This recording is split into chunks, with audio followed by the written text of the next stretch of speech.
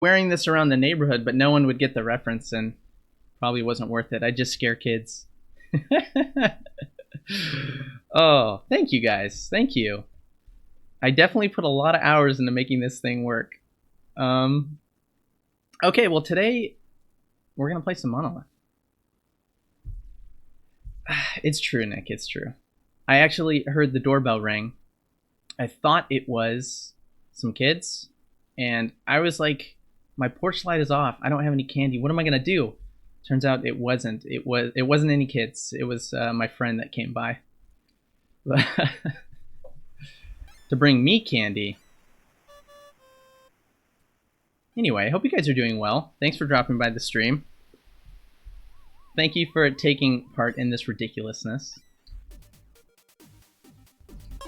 So the first thing we're gonna do, and I almost want to take this helmet off when we do this, Nick,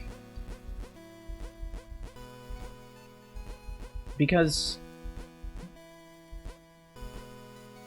I don't want to lessen the force of Nick's writing by wearing this goofy helmet. Whoops. That's the one I want. Nothing interesting happened today.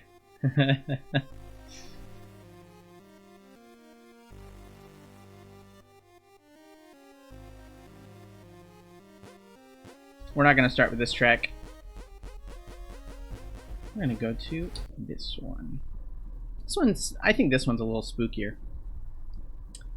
So, Nick in chat right now was kind enough to write a couple Monolith stories. If you guys didn't know, Nick is a writer, and he really enjoys writing. I'm going to take this off for just a second, because I don't want to lessen these stories at all. So I've got a couple stories, one that I wrote, and I will be reading them today because this is, if you didn't already know, a Monolith fan stream. So, but when we read these stories, we are going to be dimming the lights because we want it to be as spooky as possible. So, this is a work written by our very own Nick in chat right now. The Twin Spires. That's not the one I'm going to read. I'm going to read this one. Once again, the Overlord had been defeated. Noel breathed shakily in her cockpit, her hands gripping onto the flight controls with tense muscles as a few beads of sweat ran down her face. She kept staring at the exploding, collapsing, breaking mechanical colossus in front of her. Defeating it once had proven to be an immense ordeal. Doing it twice, to satisfy her curiosity and see what those seals were for, somehow felt more stressful. Now she had the feeling that it wasn't quite the end yet. There was something else beyond this gate. The destruction finally ceased, and the smoke cleared, and this time, the gate in front of her opened, the 4 seals glowing bright orange, letting her navigate further into the depths. She flew forward just a bit to peek into the descent shaft, but as always, the darkness was too thick to see anything but just the sequence of lights guiding her down. She felt a chill shiver down her spine. As she gathered her breath and composure again, wiping away the sweat, she couldn't shake an anxious feeling. There's probably a reason why this is so fiercely guarded. But she couldn't turn around now. She'd fought too much to just quit when the path was clear. With uneasy trepidation, she pushed onwards and descended down. The guiding lights seemed to fly past her, but the end of this tunnel was still shrouded in darkness, despite her ship's searchlights. Eventually, the sensors detected that the tunnel ended just a few hundred meters away, so she slowed down carefully, checking for any threats nearby. The scanner remained silent, just like every other floor entrance. And yet, I feel like they're waiting for me.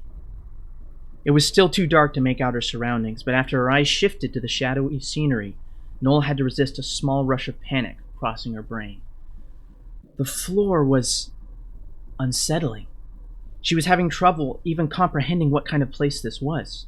ravaged machinery that once occupied every corner of this place, now torn and covered in a thick blackness that seemed to wane and pulsate. Beneath the walls and floor, gaping holes where the very guts of the facility were bare, glowing a menacing orange, warping ominously and piping power to the entire floor. The very air felt strange and heavy, and the silence was deafening. It's watching me. I can feel it looking at me. It took several seconds for her mind to focus on the task at hand. Swallowing down a big lump of fear, Noel continued surveying rooms and taking down threats. At first, she seemed to encounter mostly familiar enemies, ones she knew and had grown accustomed to. For a moment, it almost seemed like surviving here wasn't going to be a big deal. Then the very walls started to attack her. She'd been cornered, but managed to kill the last of the remaining ghosts just seconds before it'd slam her ship.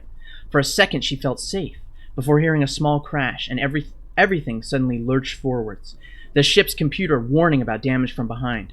Her hands clumsily tried to straighten the ship before finally regaining control. She turned around just in time to see a big chunk of the wall coming alive and now heading straight for her. She couldn't help but give a yelp, as in a panic she tried her best to fly away and destroy the enemy, sinking shots into them as they chased her. And thankfully, they didn't seem to be too resilient. Once they were defeated, she frantically double-checked every single corner of the room. Nothing seemed to be attacking her. For now. But she couldn't let her guard down for even a second. Noel gripped the controls even more tightly than when fighting Overlord. At least in that case, the threat was clear, visible, loud, and predictable. But here, she had no idea what to expect or what danger and what enemies lurked down here. She tried her best to push the paranoia away, but with every room encountered, her thoughts became more and more paralyzed with fear.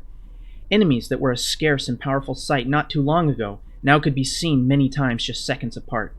This place was oozing with power and dangerous creatures, twisted and hollowed, without a soul, as the power had transformed them all. Noel kept desperately hoping, waiting for some kind of help to arrive. But this floor was almost barren. There were almost no rooms to rest and refuel at all. Down here, not even the shopkeeper dared to tread. It was far too hostile. It only drove the point further. She was all alone down here with no help, and no idea what was waiting ahead of her. She looked at the ship's remaining resources. Would it be enough to last her? Room after room, she kept clearing every hallway she could find, with the faint hope that perhaps she'd find enough goodies between the debris and cracked walls to make her last a little longer. But the floor just kept on going and going until it was even larger than the last one, and there were still places left to explore. She wondered how deep underground she'd gone, how isolated this hellish plane was to contain and maintain such powerful threats. Finally, Noel reached the door to the floor's guardian, and alas, the Nimbus seals were all gone, so she could proceed right away. She took a minute to put her head in her hands and let out a tense and anxious deep breath. She was way in over her head, and she knew it. She was tired, lonely, and really wanted some much-needed respite from this. Leaning back in her seat, she looked out from the cockpit window as the ship idly hovered by the room's entrance. Here she was, stuck fighting all alone for survival in a dark, twisted, foreboding place, from which she knew no way out, and the ship was not in good condition. She had enough ammo and hull integrity left to get by, but certainly not to confidently take down a giant. And yet she knew that she'd have no choice but to do just that. All I want is to call D-13 for help, but he has no idea where I am. Absent-mindedly staring at the strange, warping, runic-like structures beyond the floor, she found the patterns to be quite beautiful and almost hypnotic. Like somehow looking at it, fixating at it, seeing how it changed and flowed, she was gaining some kind of understanding, knowledge, insight? She couldn't describe it. She shook her head and snapped herself back to the present. This place was taking a toll on her will. She wanted nothing to do but to get out of here as soon as possible, and the only way to proceed was waiting for her to accept the challenge. Taking a few deep breaths, readjusting her posture, and with a firm grip on everything she could manage, she opened fire to break the gate.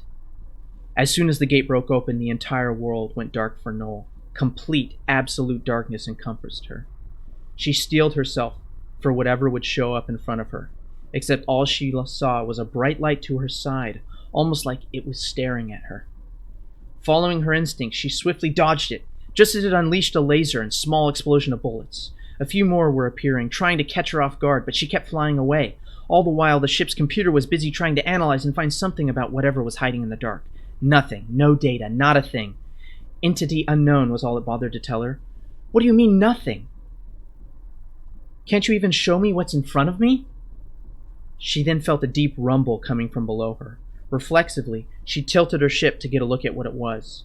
She immediately regretted it, as all she found was a massive, mechanical eye staring right back at her, focused squarely on her.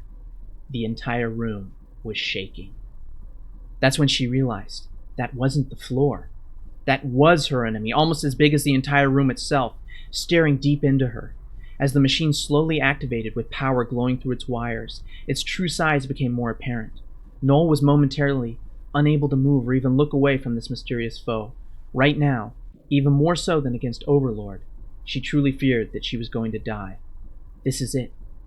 This is the end for me. And as 4 lasers suddenly targeted her, Noel flew away and started fighting against the facility's last guardian, the true gatekeeper for the Power Eternal, a gigantic, sentient, overwhelming machine, ready to annihilate her, as Noel desperately fought for her life and her victory.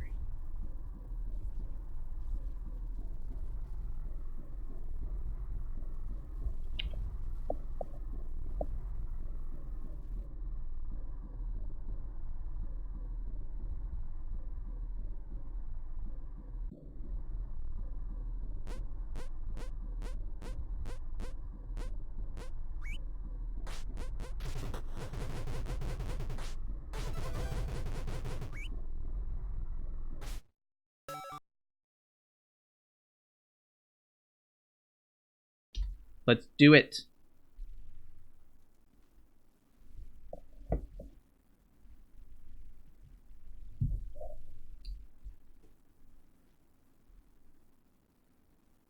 Dun.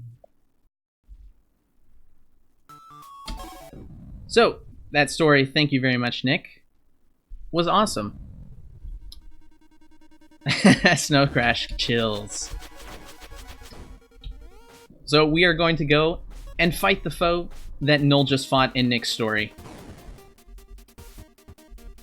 Now we're to that really, really happy Monolith Halloween music.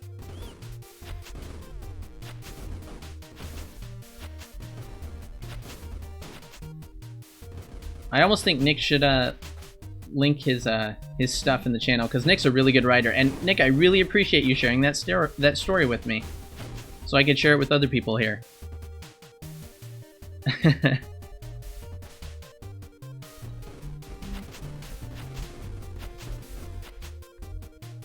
Like I said, I don't know exactly how long I'm going to wear this on my head, because it's a little unwieldy. If you see a crawler on a moving platform, I can show you a cool thing. Okay.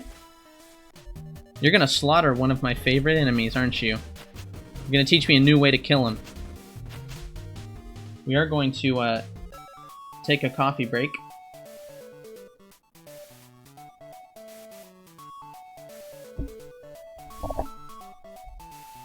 There we go. Really need to wet my whistle after reading that story. Anyway, how was everyone's Halloween? Or how is everyone's Halloween going at the moment?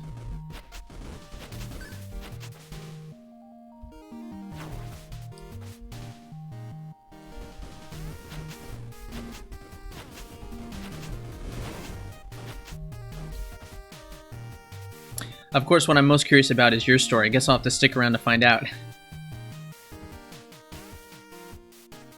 You fell for my trap, Nick. That was exactly my plan. I'm just kidding. We'll get to that. We'll get to it soon. Let's get ourselves an upgrade first. Has anyone been eating candy today?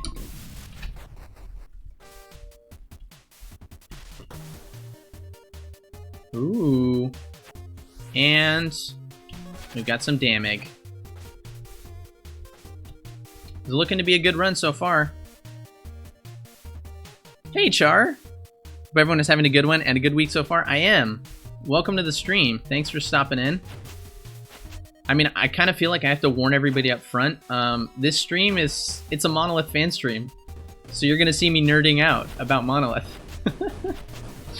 Wearing a homemade crawler costume on my head. I shouldn't call it a costume, it's a helmet.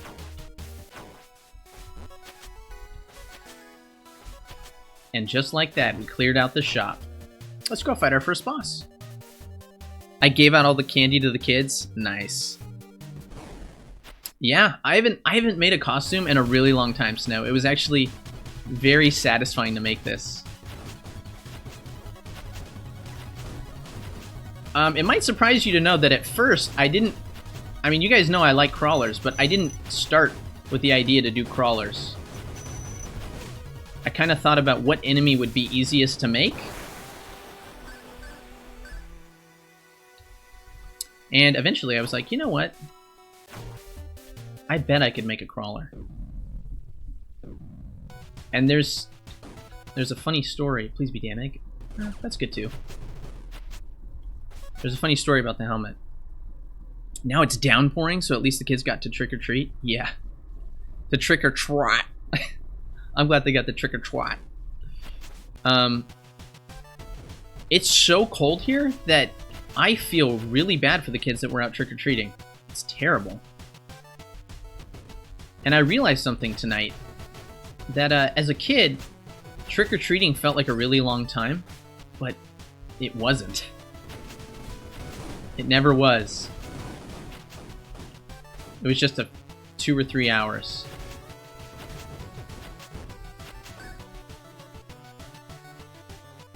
What do you mean by cold? It's like 35 degrees outside.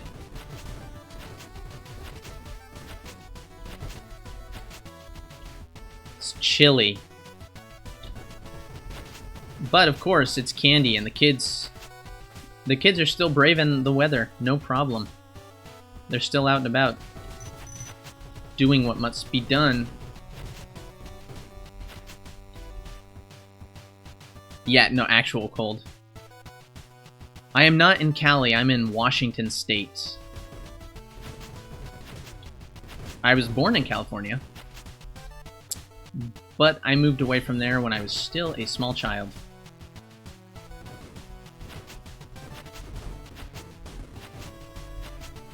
Ooh, here we go. Let's get ourselves an upgrade. Our ammo's 1, 2, 3. So the story that I will tell you guys... Is it as damp as they say? Oh, you're from Washington, Fern? That's awesome. I'm in Central Washington. Very Central Washington.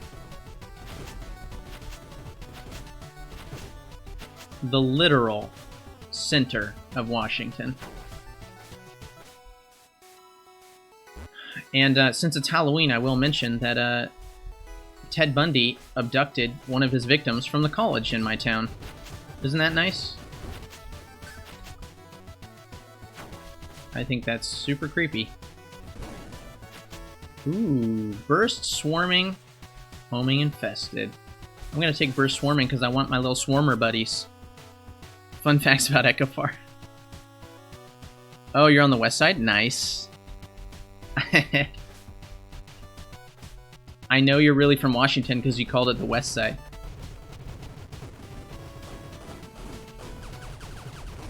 I've only been here for 3 years, Fern, but I like it a lot. So, when I went to, you know, I was trying to think of how to make my my crawler,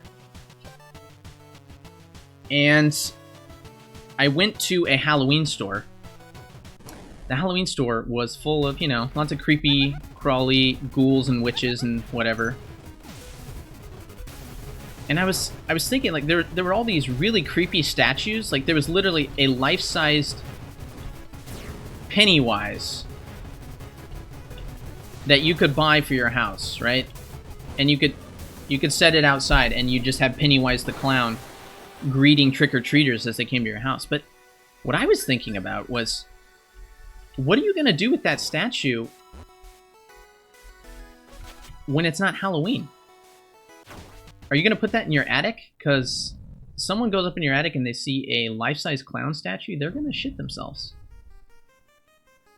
Reminds me of that Reddit thread where the person talked about how their parents spooked Ted Bundy in the woods. Ooh, geez. Repurpose it as Santa Claus? Nick, that's a brilliant idea, actually.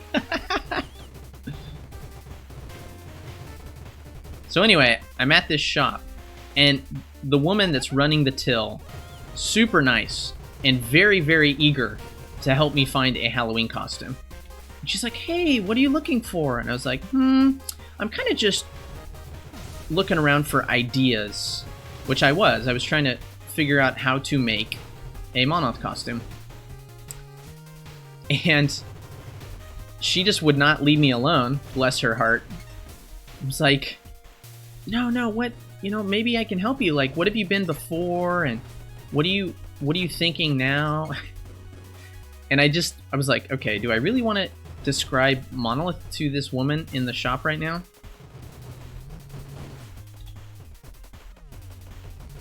I decided not to, but she just kept at it. And so I eventually decided that I wanted to get a piñata. And I was like, oh, you know what? I bet I could use a piñata.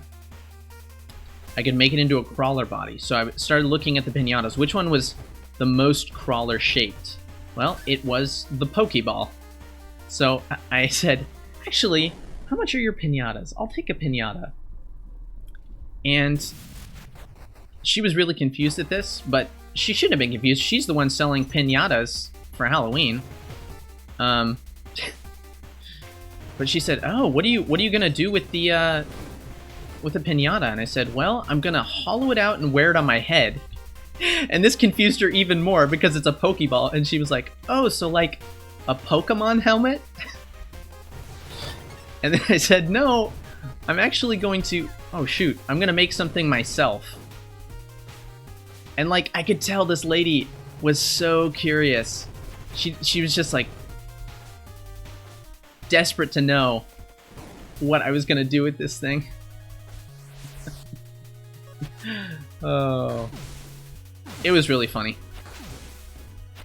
So I ended up just telling her I'm making a character from a game that I love, and she finally let it die.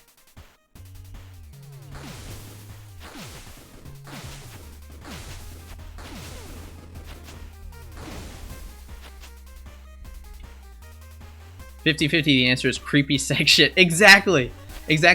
And as I was going on, Hieronymus, it seemed like she was getting like...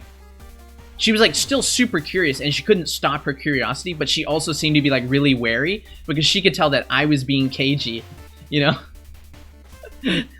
And she realized that, and she didn't know why I was being cagey. But she was like already too deep in it. She couldn't not ask me what was going on. Anyway, I'm sure I disappointed her in the end. She's like, oh. But I bet you she probably still thought it was kinky sex shit.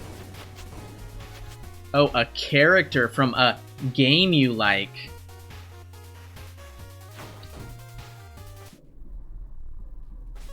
Dang, we got 220 max ammo. Meanwhile, over here, and I don't celebrate Halloween to begin with. I don't really either, Nick. My kids do, but I don't, and I don't know. Just kind of wanted to do it this year. I would have just told the lady and showed her a picture. Yeah, I don't know why I didn't do that, Char. Because I agree. That would have been the most simple solution, the simplest solution. Just like, hey, I'm gonna make this guy.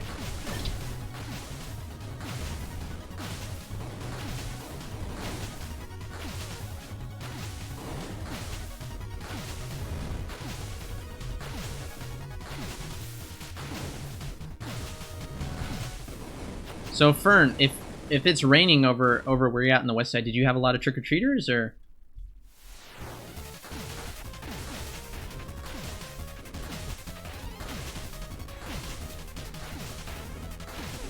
Woo! The creepy sex shit was in reference for what would people use the Pennywise statue for? Okay, that makes more sense. I bet that lady did think you might be a sex pervert, though. Yeah. It's very possible. Oh, man. It was fun. It was worth it though. Making this little crawler helmet gave me something to do on nights when I came home and I wasn't streaming and was pretty tired. Ooh, damn egg.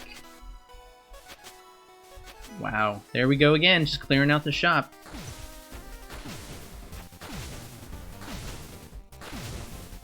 Nice, we got a vault on this floor. So what kind of candy did you buy, Hieronymus? What were you handing out?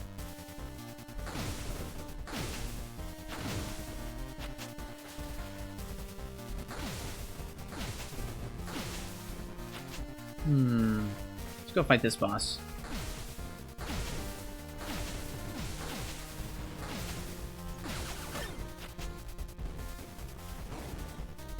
Boom.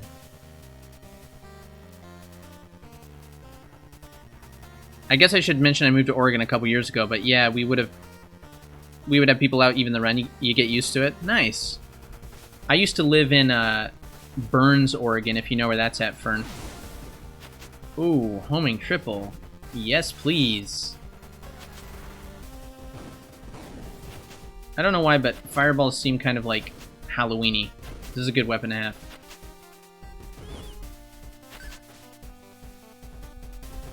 Oh, whew. Glad he didn't drop something. Oh, this is it, Fern. What were you gonna show me?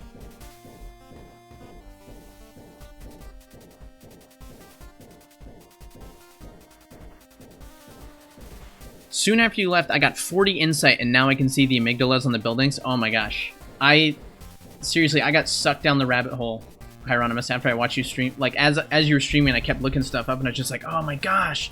The world of Bloodborne is so good. That's like the perfect Halloween game. This one doesn't work? Well, fine. I'll just slaughter them then. Slaughtering crawlers.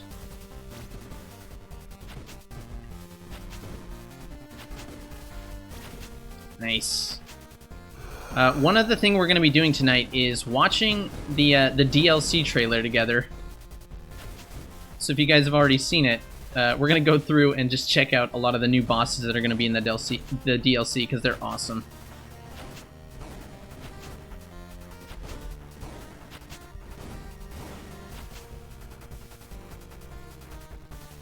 Now there's a game that has creepy doll sex shit. Oh.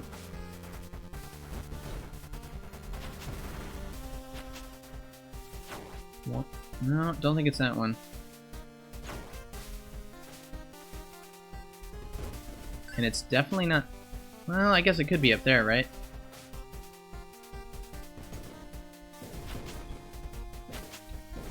Ouch. Did not survive that one.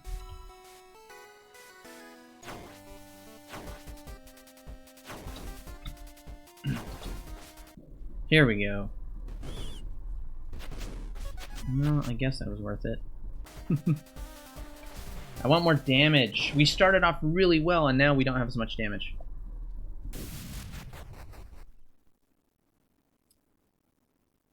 I'm getting my arm caught on the crawler leg. Homing overheat shrapnel freeze. Homing burst ring shot chariot. Holy smokes. Triple twin shooter burst freeze. Nick, what do you think here? This is difficult. This is rough. This revolver is beautiful. But this razor's really good too. Hey, Wyvern Shill. Welcome, Wyvern Shill, to my creepy monolith stream. Yeah, oh, I gotta show you Wyvern Shill. This is the, dun, dun, dun.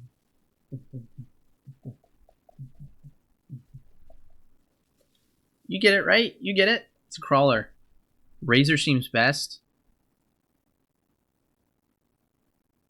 Welcome to the creepy sex stream. You know what, Snow? I almost said that, but then I knew someone was going to clip me saying, welcome to the creepy sex stream. Oh, shit. Well, I just did it. So now someone can clip it. I just fell into Snow Crash's trap. Yeah, we're going to take the razor. Let's do it.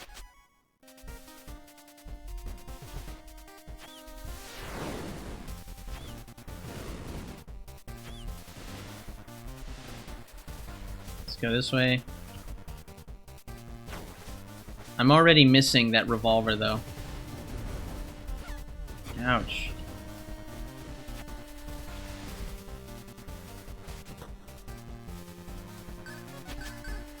Nice, we're doing really, really well on ammo.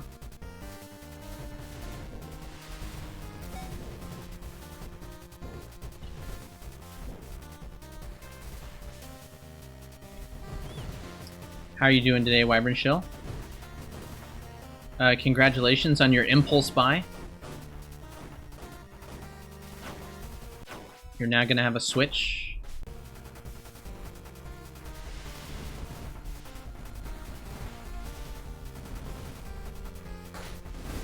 Woo! Alright. That's it. We got everything. Let's go fight ourselves a boss. Just woke up a bit slow at the moment. There's no slasher movies. There's no slasher movies on? Same here, no horror movies at all this year. Interesting. This weapon would destroy a machine in seconds if you just stand on top of it. Yeah, you're right. And that's what we're gonna do, Nick. Oops. Oh well.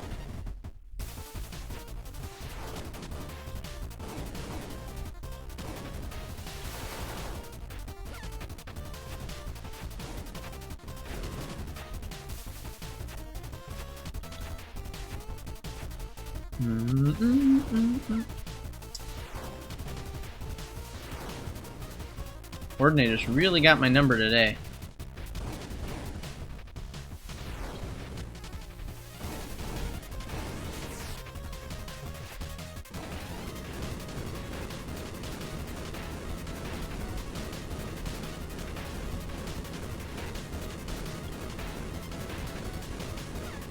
Now.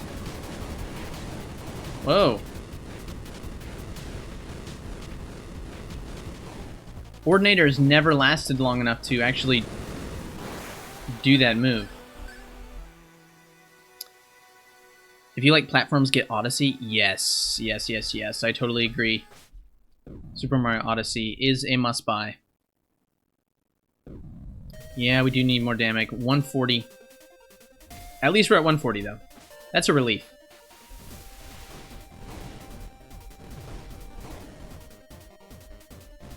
Oh man, this razor is so slow, though.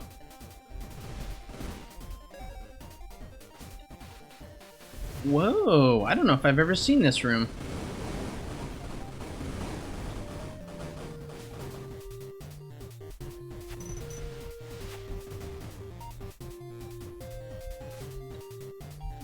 Oh, we don't want that. Unless it's an emergency. We've got a vault. That's wonderful.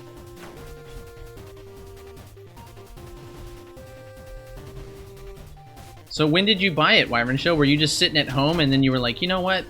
I am going to listen to Malachi. I'm going to buy a Switch.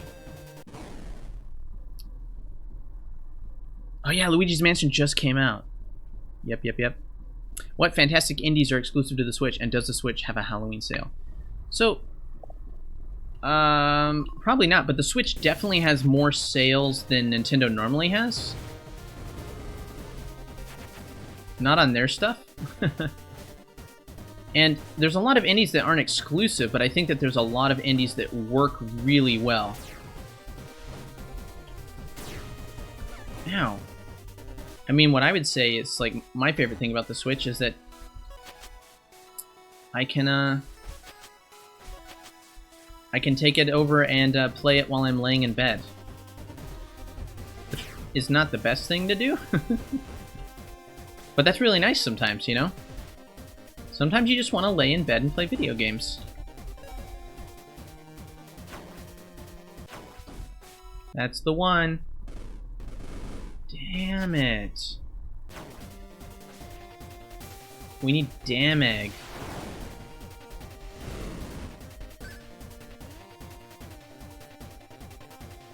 No idea what games I'll get. Astral Chain, yeah, and Bayonetta 2. I think you should definitely buy Breath of the Wild again, because it's so fun to have that. Again, though, if you're not traveling, you know, if you're just gonna play at home, which I remember you saying you're mainly gonna play it in docked. that gimmick doesn't really do anything for you. Jeez.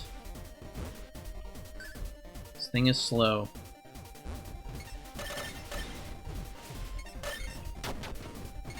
Whee!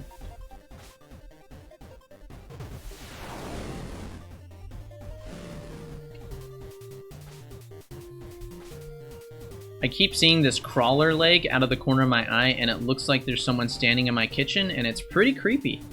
So this Halloween stream is off to a really good start.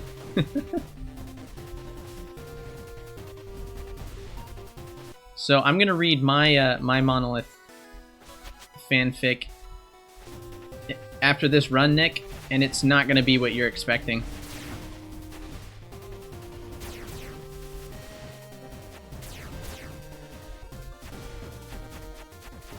Hopefully it's not too late for you, Nick. But I appreciate everybody showing up to the stream. Oh.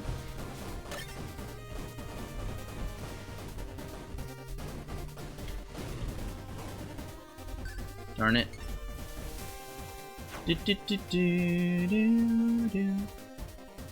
I'm weird because I only play the Switch at home, but in portable mode. There is someone there. I've actually thought of how scary that'd be if, like, you're watching a Twitch stream. Oh, man. You're watching a Twitch stream and you just see something really creepy. I'm surprised someone hasn't done that yet. There's probably a story like that, right? Actually, I remember seeing a trailer for a movie called... I think it was called, like, Cam Girl or something. It's the same conceit, but she's not streaming on Twitch. Wait, where's the key? Oh, the key's gonna be in here. Yep. Let's go check. Please be damn egg. Ugh. Too bad. Let's go fight ourselves.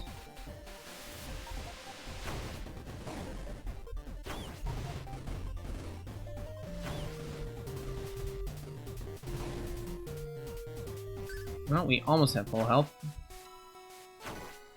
7,902. Let's got everything, right? Yes, we did. We're taking this bomb, and we're going. Now, this fight's gonna be hard. Oh, yes, I will give you my Nintendo ID, Wyvern Shell. No problem. I should probably just leave it on Discord so people don't have to ask for it. Actually, this is... So, what Hieronymus and I did recently, Wyvern Shell, is we streamed... I was streaming the SNES on Switch, and we played together. Not for very long, sadly, because it was a really...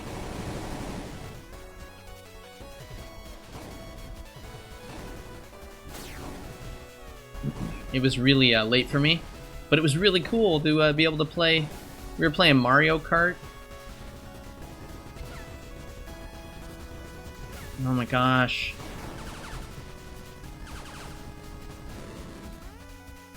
This Razor is so slow.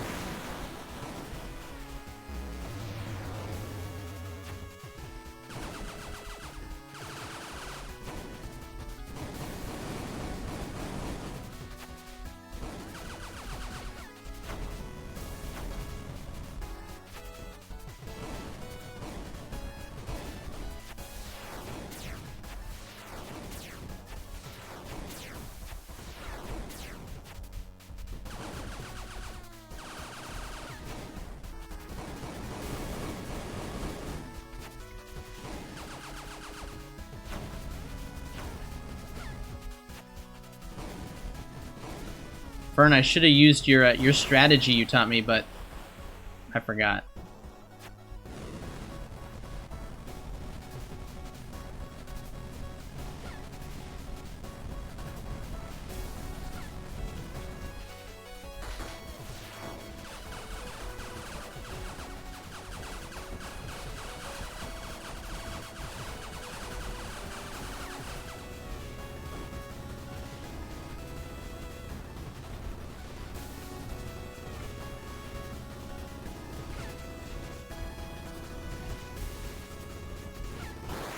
Jeez, finally.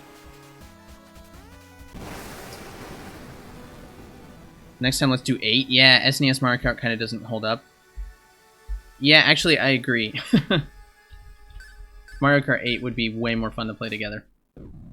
Pretty curious to see if they'll deliver it today since it's an official holiday, but they keep saying they deliver today. All Saints Day, yeah. Yeah, that could be it, Chart. We don't have the nostalgia for it. Jeez, 290% ammo. This is ridiculous. I have the original SNES card of Mario Kart. It's very common.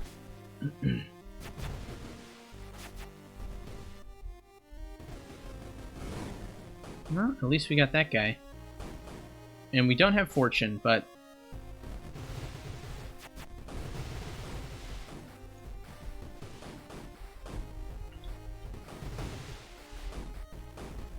this is the best room to fight this guy in my opinion. Well, the easiest one.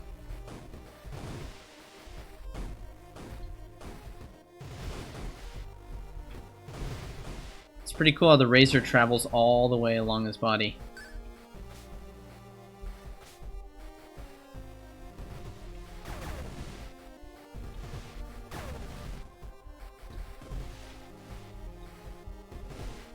There we go. You won't run out of ammo? That's true, Nick. I won't. I played Wacky Wheels on the computer as a kid. Fern, you prefer Double Dash to the GBA one? I don't think I ever had Mario Kart on the GBA.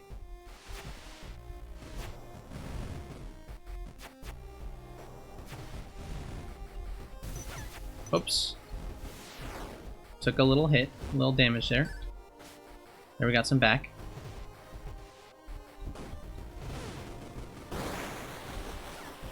Darn it. I need to be careful.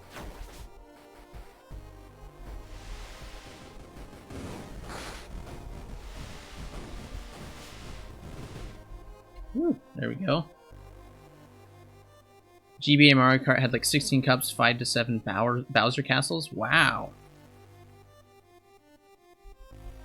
That's interesting.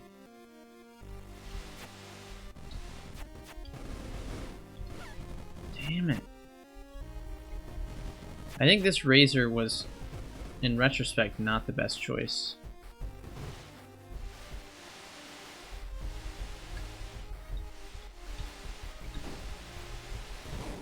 Woo! That was good, though.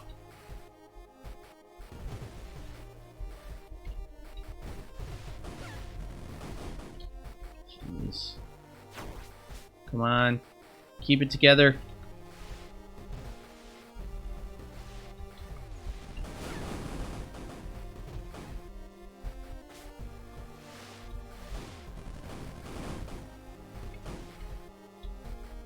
Gotta keep it together. Hey, Tribbles!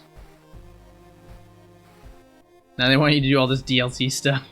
Don't worry, you still got a few months. A few months before the DLC comes out.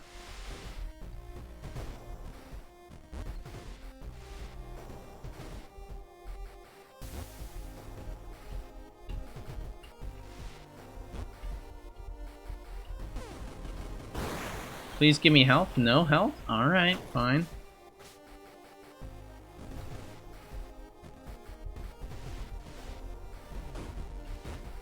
Yes. Now we've got 4 health.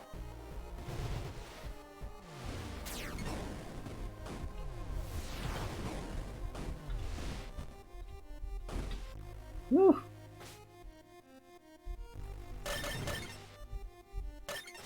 Oh, damn it.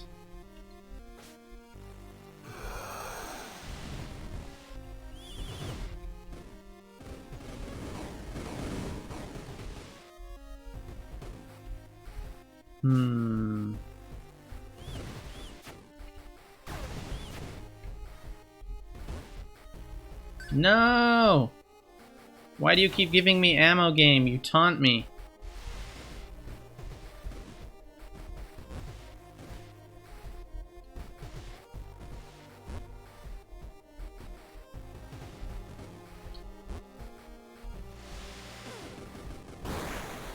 There we go. That's an easy way to kill him there.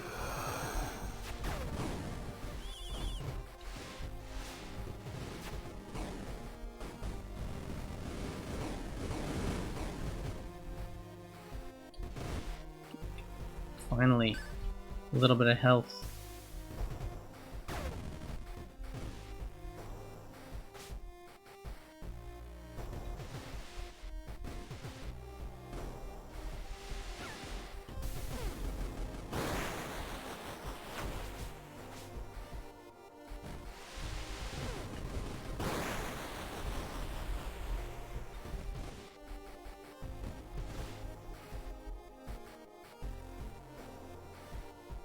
I forgot being overseas, the lag would be too high playing with you guys. Maybe not, Wyvern Chill. Yeah, I don't think you'd notice too much Mario Kart. And you don't need the online service to do online multi on the Switch, at least for 8. Playing Smash with someone in Canada wasn't too bad for me either. Oh, cool. The online service does give you Tetris 99, which is the only good Battle Royale game. I'm not good enough at Tetris to play Tetris 99. Nick, have you played it? Nick's really good at Tetris. Let's go down this way.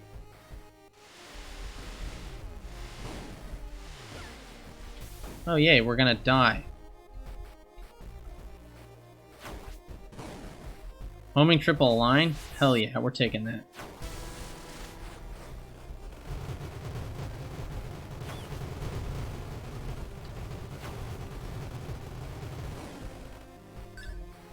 That's right, we're fighting Monolith with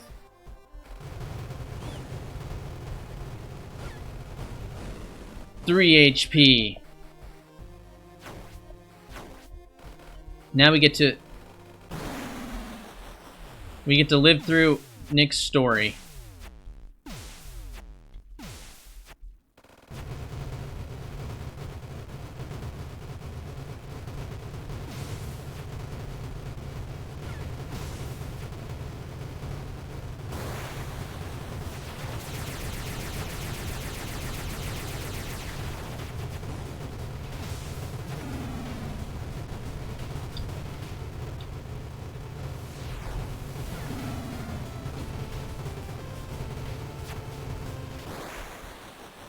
Well, we made it to this part at least.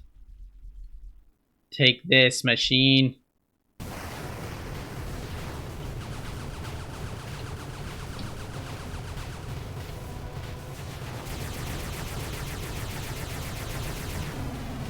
Oh. Too bad. Now I have to take my helmet off in shame. My crawler's just going to crawl away.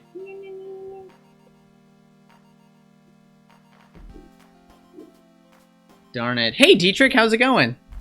I did try. I definitely did try. And we are going to try again in a minute.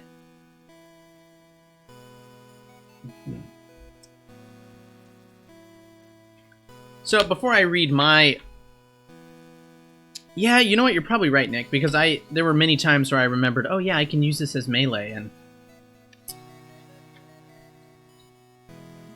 I didn't do it.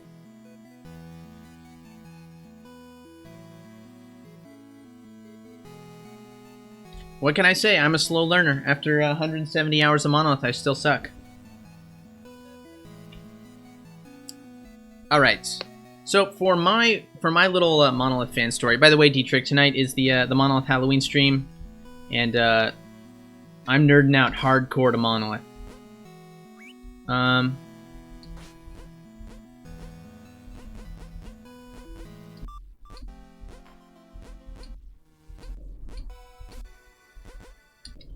This is our scary music. But before I read my story, you guys need to know some very important context.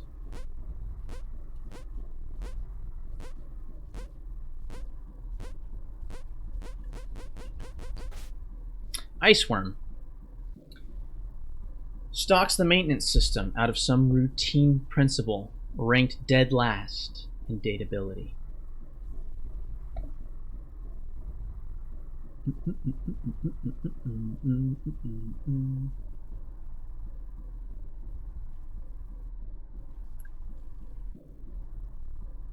I am thinking about picking up Death State. I haven't picked it up yet, Horde of Triples, but I want to.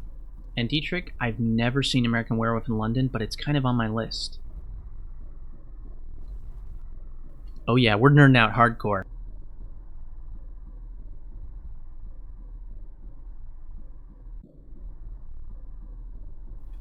We return to a darkened room. So this is my Monolith fanfic, and remember that Iceworm is ranked dead last in dateability. Bronolith, the fanfic. I'm not doing a giveaway. I probably should have done a giveaway, but everyone I know either already has Monolith or I bought it for them. If anyone wants Monolith in chat, how many people do we have here? 9 people? If anyone doesn't have it and they want it, you can just send me a message on Discord and I'll buy it for you. Except the sale probably ends in a few minutes, so I take that back. I'll buy it for you at some point. Okay, I'm putting my serious face on, my my Monolith fanfiction face. This one will be a little bit different. You won't beg. Hey, I'd buy it for you, Wyvern Chill, in a heartbeat. Noel was staring into their coffee cup. Every sound in the diner seemed to be magnified. The ticking of the clock, the humming of the sentry-bot waitress, the clink of forks on dishes. Noel latched onto these sounds, hoping to hear anything but the voice coming from across the table. Why in the power's name did I agree to this? Noel thought to themselves. They drained their second cup of coffee, and a sentry-bot quickly filled it. Bzz, enjoy your coffee, bzz, it hummed. Noel wanted to drown in the blackness of that third cup of coffee, but there was no escaping the horror of the evening. Noel finally looked up at their date. Even though the diner had lost 2 of its 4 walls and most of its roof, the hulking form across from them could barely fit. The parts of it not encrusted in brilliant blue ice revealed complex machinery. So, you're Iceworm, huh? Noel asked, courageously breaking the silence between them. I'm gonna try to do this without laughing. Please, call me Gary. Iceworm is just a nickname the pesky ghosts gave me. Gary bent its enormous head toward the table to try and drink their coffee, shattering the mug in the process.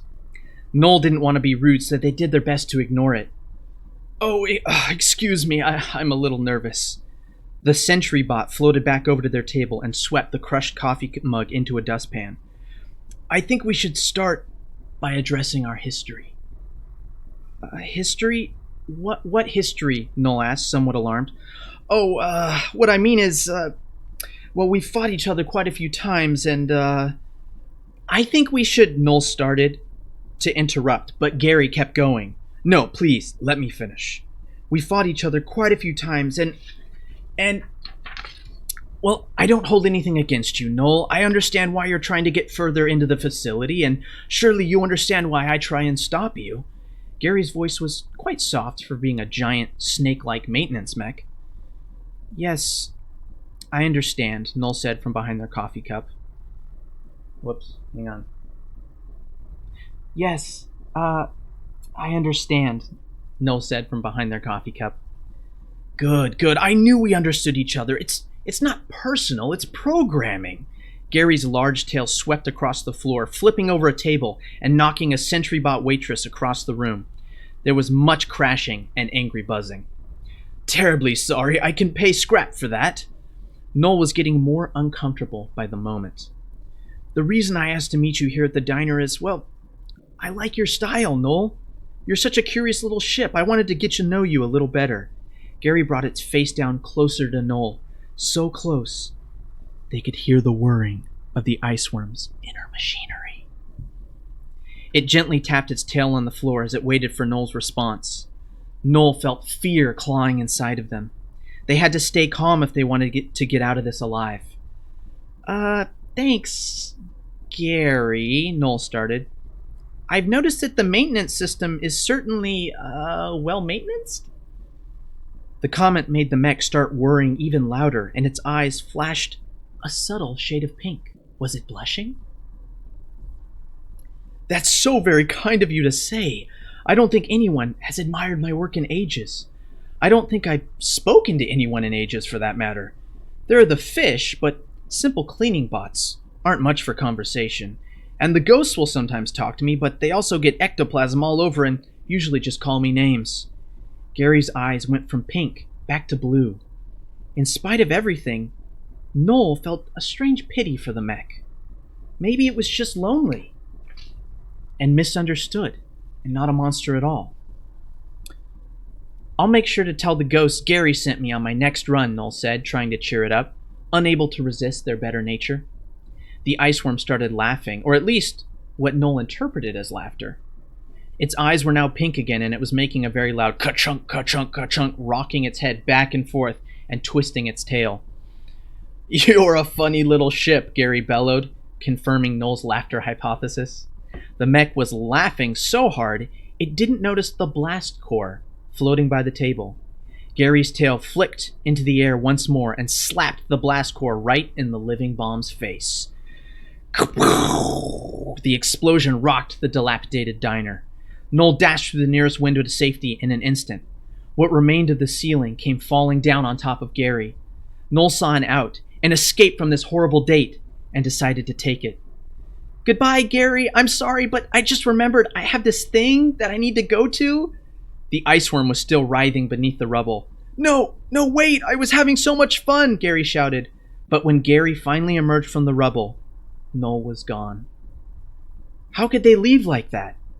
The only thing left was Noel's empty coffee cup. Gary stared at it for a long time, as if some internal struggle were taking place.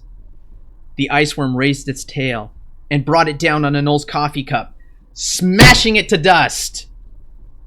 The maintenance mech then vaulted into the sky, flying back towards the facility and its never-ending maintenance job, ironically leaving an enormous mess behind. As it flew, ice crystals fell from its massive frame, flickering as they caught the light from the setting sun on their way down. Gary's eyes were back to blue, and the loud ka-chunk, ka-chunk, ka-chunk from earlier was heard echoing over the ruined landscape. Except it wasn't laughter. This time, it was the sound of an iceworm crying.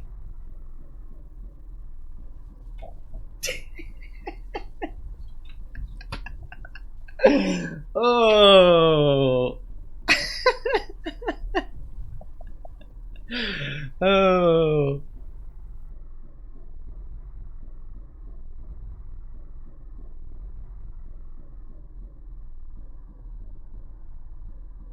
Yes, I wanted to take a different approach to the horror.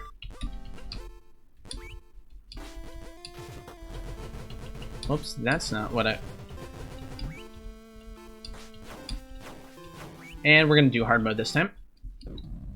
Thank you, Wyvern Shill. So out of place with the atmosphere I'm trying to make. Don't worry, Nick. When we read your second story, the atmosphere will be restored, and I will take it very seriously.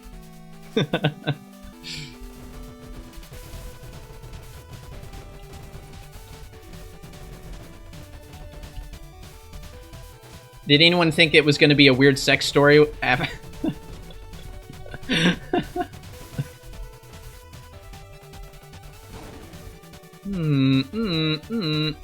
Yeah, we want fireball with overheat.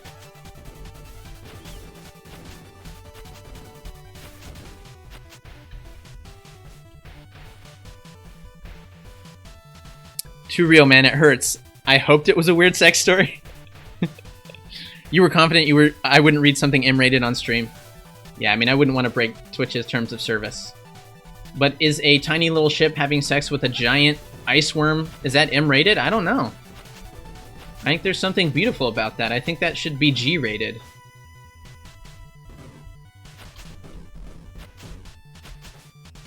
Down. Oh, is this a place that I can do it, Fern?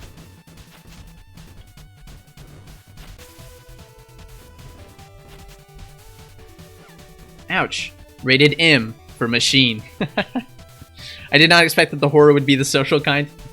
That's good. I wanted to mix it up. Oh, okay, the platform has to be moving.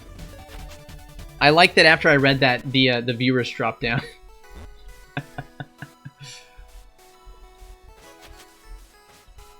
People were like, what the hell is going on? I'm getting out of here. This guy likes Monolith way too much. Ooh, nice. Fortune. On floor 1.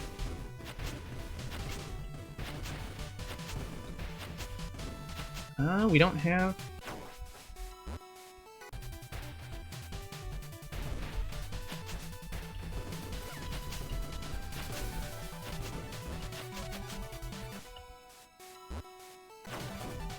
Oh, that's not where it is.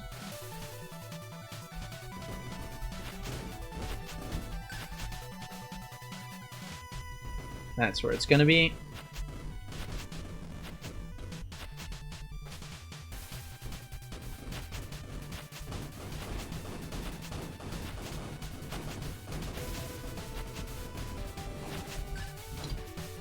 There we go.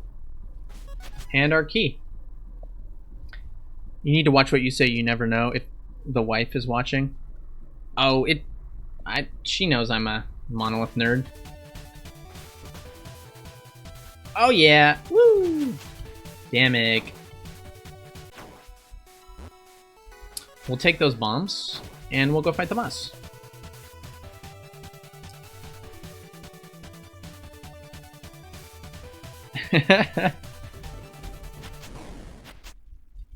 Yeah, I mean, if I was really, like, reading M-rated stuff, Wyvern Shill, maybe I would be a little worried about that.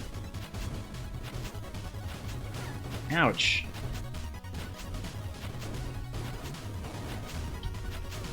I really hope I can get at least one win tonight.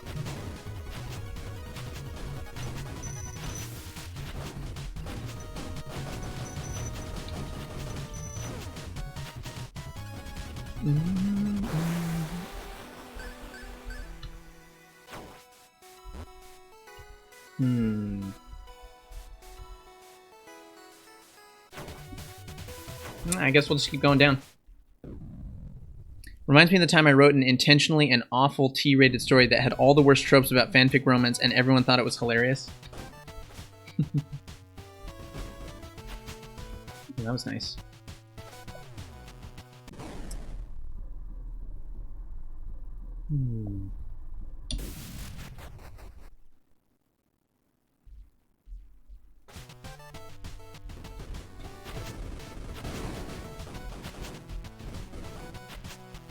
That was close. Yeah, my wife does pop in and watch every once in a while, though. She never says anything, though. She just tells me afterwards that, oh yeah, I was watching the stream. And I'm like, what? Why didn't you say hi? I suspect it's just that she doesn't know how to chat on Twitch. Boom, boom, ba, ba, ba, ba.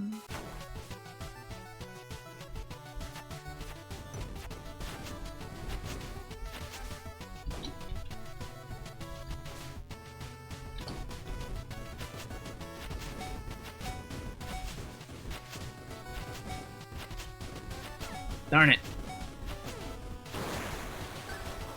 So close. Damage, please. That's good. I'll take some ice cream. I think... Oh, shoot. I think we only have 20 minutes of candy left because this the Halloween event is going to end, so this is good. Get the candy while we can. Doot, doot. Doot, doot, doot, doot. Doot, doot, doot, doot.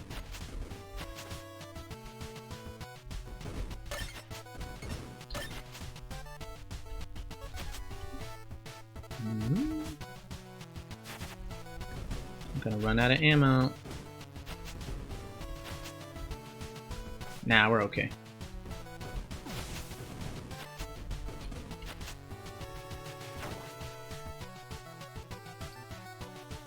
Yeah, she probably should say hi sometimes. Yeah, then again, she probably wants you to have this thing to yourself. Yeah, I do have ammo in the shop. Thanks, Nick.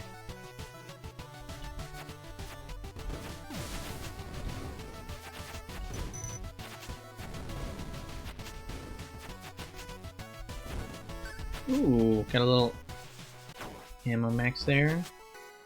Up to my ammo max.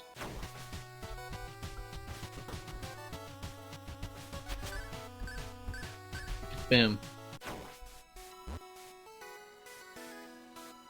If we would have gone there first, though, we could have gotten even more max ammo.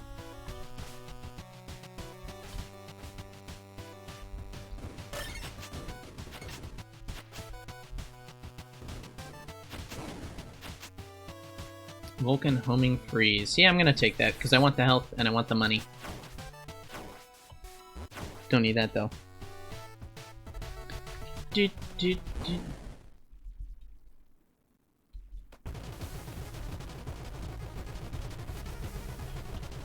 Anyway, after this run, we will. I'm gonna throw the trailer up real quick and go through that one more time because I'm so excited to watch it again.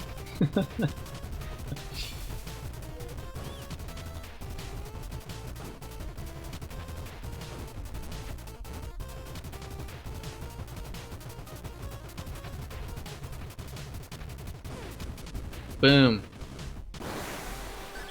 Finally, that was like the best fight of the evening so far. I got everything, right? Yep. Alright, let's go.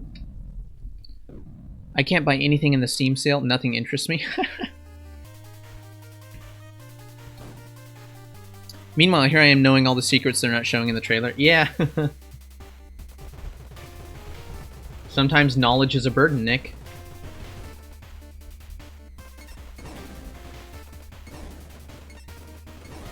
Let that waterfall free. Yes, we want that. We'll come back for you, max ammo. Nice. We got the hermit first there. Oh jeez. The Steam sales.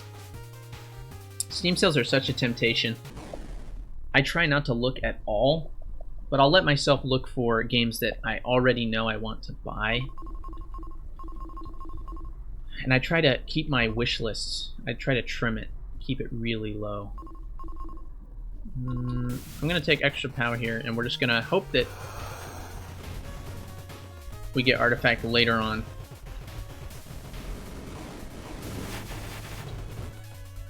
Oh, candy bar.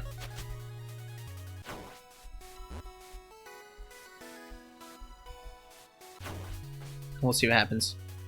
When a Steam sale's on, I don't look at the store, I look at my wish list. That's my advice. Yeah, that's good. That's good advice. But then Hieronymus, you know, like in the GPG... Now let's wait. When you're in a community where people are posting really good links, like to good games all the time and sales, it's like... That's why I've joked, like, those kind of channels, I just want to block them. Because I'm like, no! Don't tell me about these cool things. Then I'm going to want to buy them. I did buy a couple new games today, though. That were on sale. But it was on... They were on itch. They were not on Steam.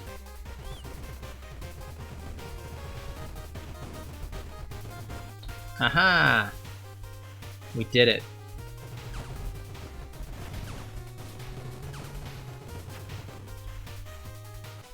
Another shop. Ooh, so we could get more health or ammo up. I want more health.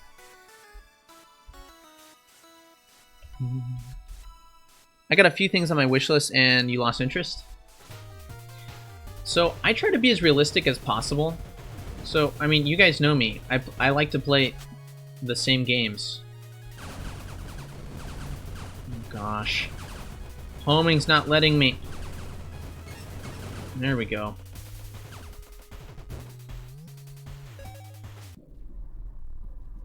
Okay, wow. We saved money. I'm so glad we chose health.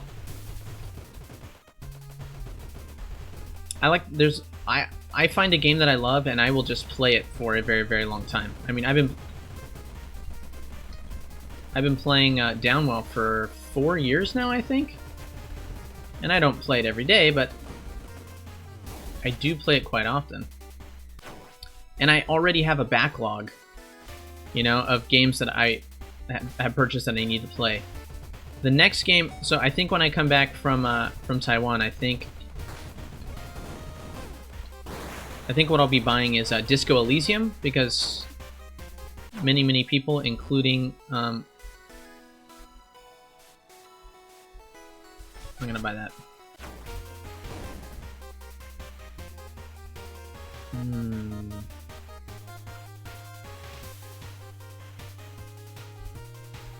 Yeah, we're gonna take that for the money and the charge.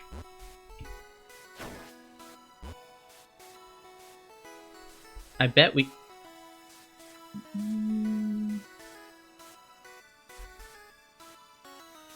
Yeah, let's see what happens.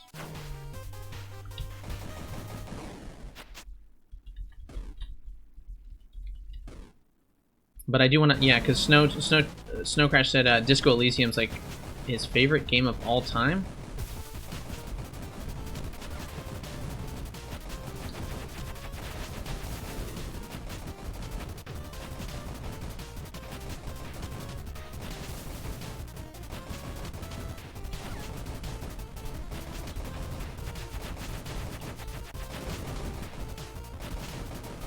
There we go.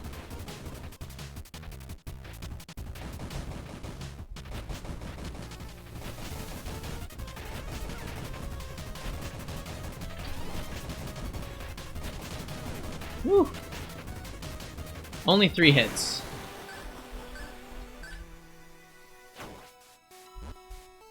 So not enough for that. But we do got enough for that. And for that. So we'll take the health. And skedaddle. Ew, Devourer. Yeah, Devourer is, like, when you think about it, a very disgusting creature.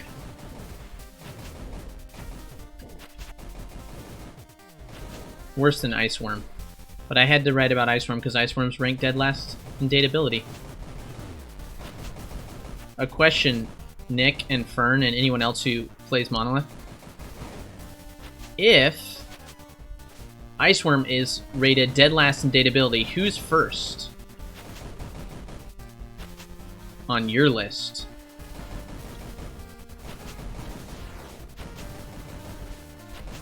And ooh, candy.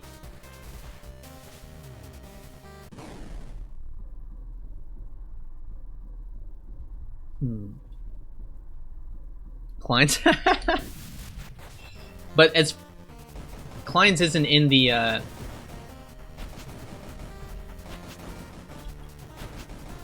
bestiary though, Nick. Like, we're talking bosses. Like, I agree with you.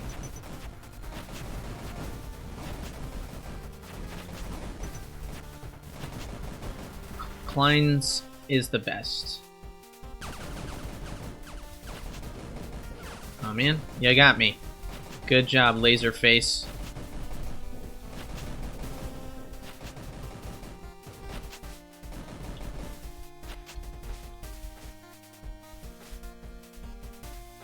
If we're talking bosses,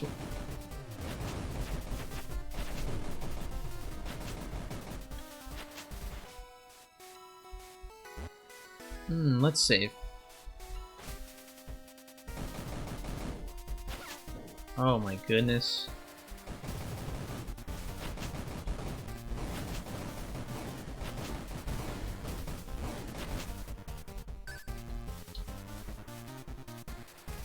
Fish.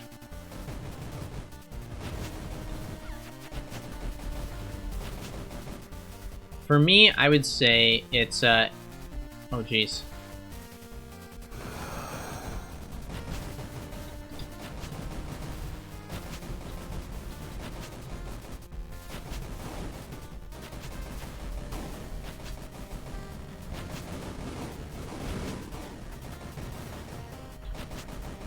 Hang on, gotta clear this room. There we go. For me, I would say it is, what's his name? I don't remember what its name is. If Pure were right now, he'd make some joke about never remembering enemy names.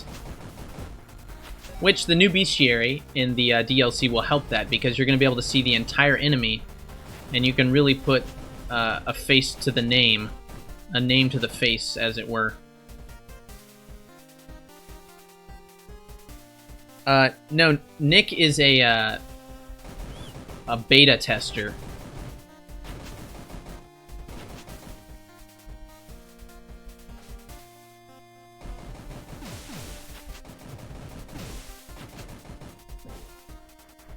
Digga digga doo doo doo doo doo doo doo.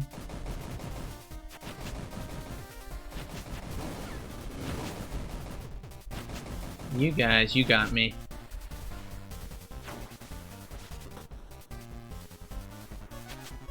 candy. Wow, okay. Everything's way too expensive for us.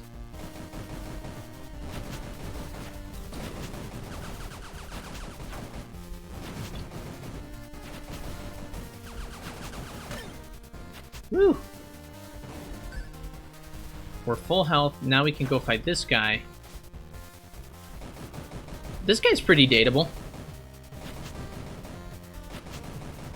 He opens his entire face to shoot bullets. He'd probably be really kissable. Kissable face. Dang, still don't have enough for that stuff. Okay. Let's go fight the boss.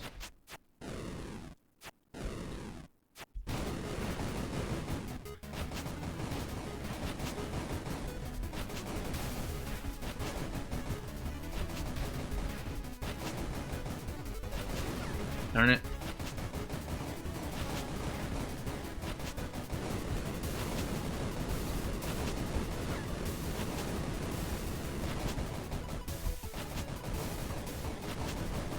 Is the...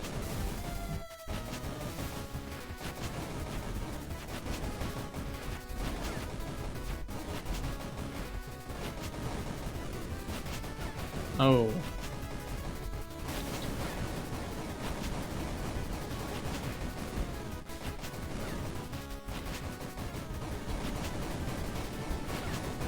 Woo! I really took a beating on Firewall. Give us a floor and we can probably get the boss.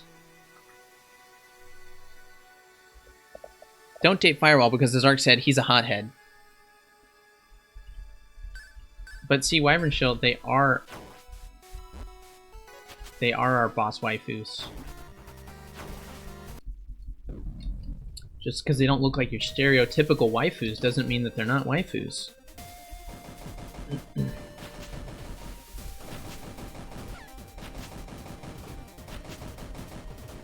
We desperately need a new weapon.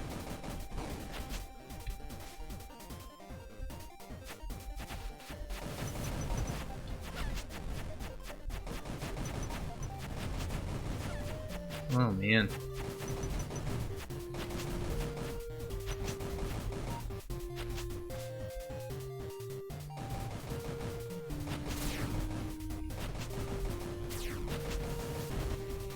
There we go. All right.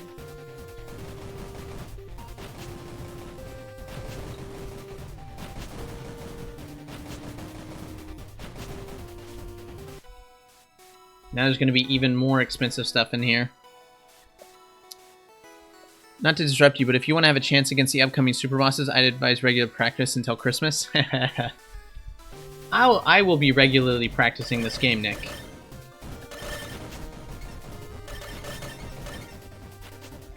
Oh man, oh man.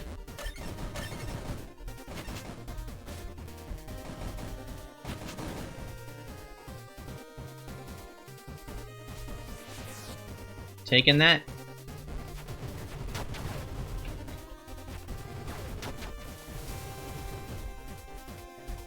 There we go.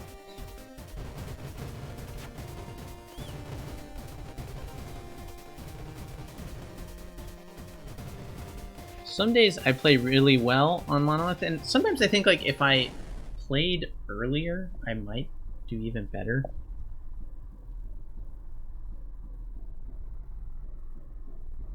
Ooh, this is a really tough decision. I kind of want to do discount, but I still don't think I'm going to get enough in the shop for that, so let's just do this.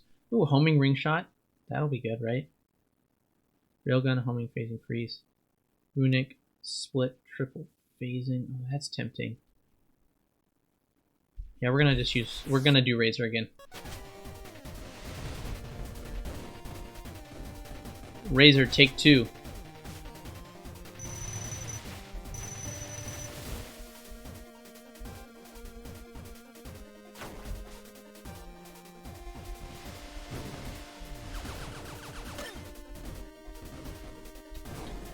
Yes. Yes. We don't have the key yet. I know I'm just to get a handle on them several times a week. Yeah. It's gonna take me a very long time, though, to get good at the DLC. The super bosses. Again, we'll watch the trailer in just a second. But, yeah. But I look forward to that. You know, that's... Like I was saying in the paper dimension, Nick, like, I find the process of playing roguelikes and having to learn, like, feel bosses out and...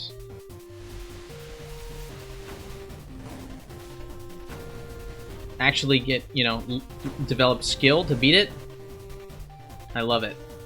Downwell took me a really, really long time to beat.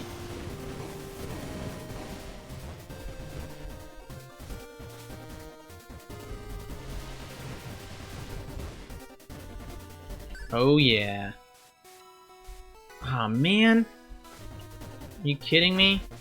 We might barely be able to make that vault work. Oh, we got money. That's nice.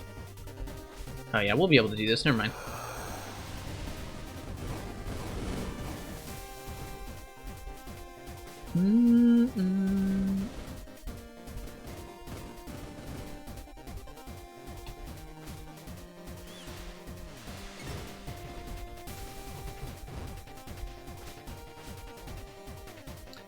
I'd retroactively label Monolith as a super boss too. Yeah, that makes sense. I mean, definitely seems like a super boss to me.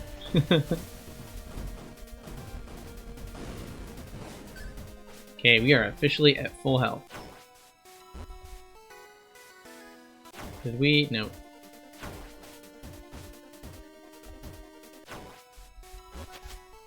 Let's go see what's in the vault. Ugh, weapons. Oh, Gatling burst. Can I even get that, Nick? Can, right? Whew.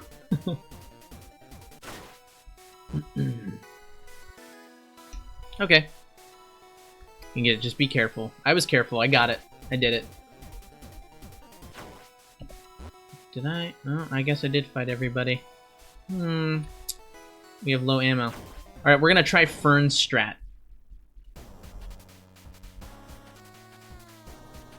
Except, I don't know if we can do this on hard mode.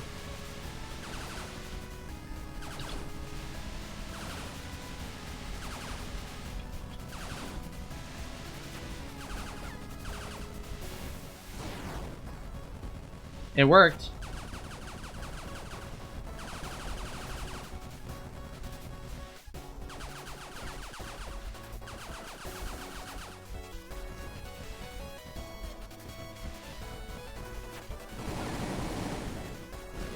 There we go.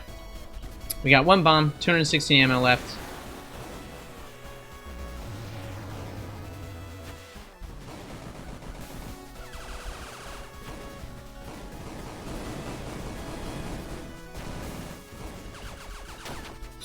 No!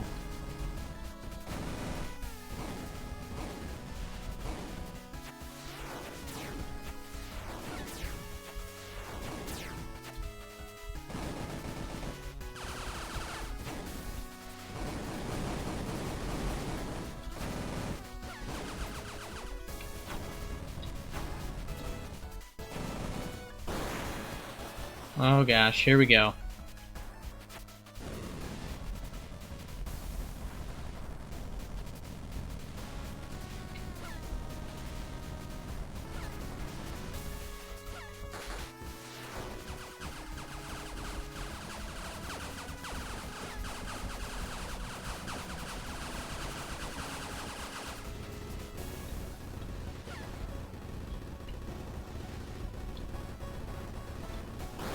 Woo!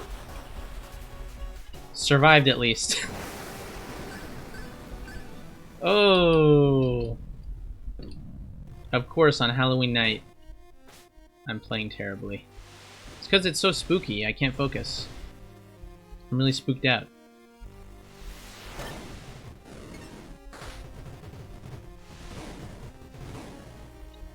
But we do have Fortune. So you never know what's going to happen here. Ooh, there we go. Fortune. Looks the same on hard, just can't recross after the big bolt immediately. Yeah, I'm still getting the hang of that. But it's a good strat, that's for sure. See, I learned, Nick. I learned. Now I'm using it. Get away from me, sir. Excuse me, sir. Oh, you didn't even give me anything? What a jerk.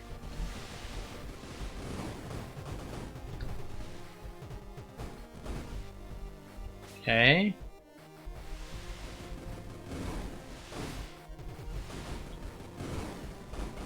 Nice. We're keeping our ammo full. Of course, the game only wants to give us ammo right now when we need health.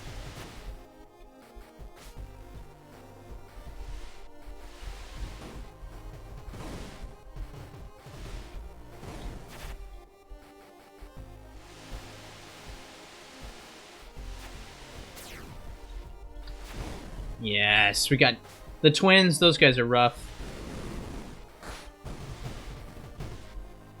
Those guys were rough too, but we did it.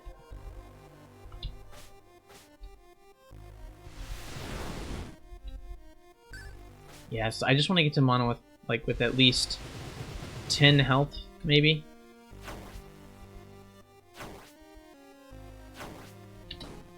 Okay, not where it was. Got it.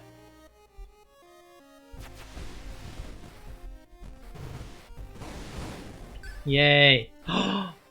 It's after midnight and it's not candy anymore. Darn it.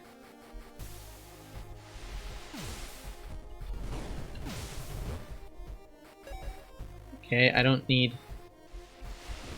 The magic's gone, guys. Halloween stream officially over.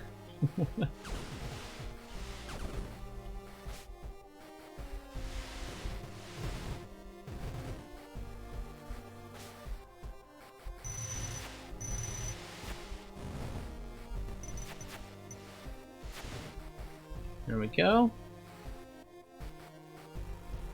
Instant change in the code. Yeah, it's like instant.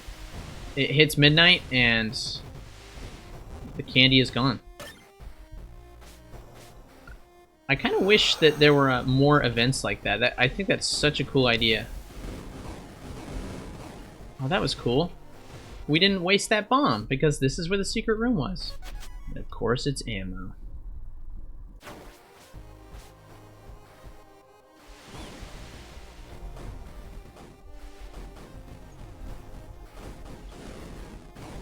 Yes. That's pretty good.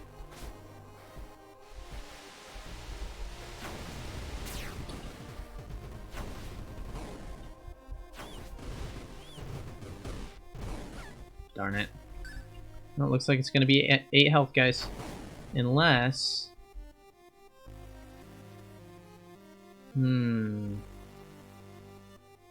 Yeah, I think I'm going to just take... Runic.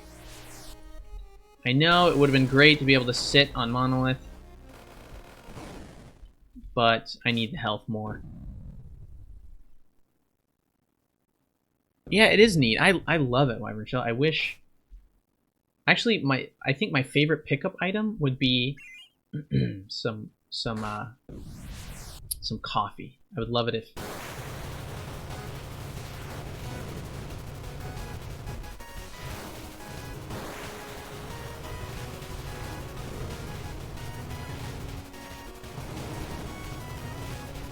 I'd love it if Noel could pick up coffee.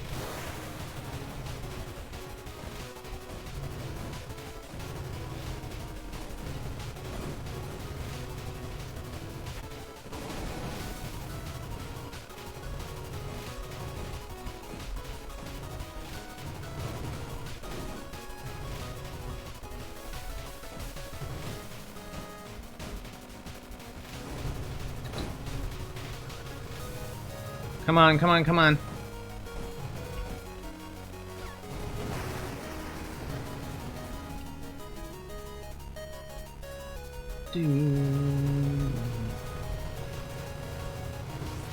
Look, Mom, I'm fighting a super boss.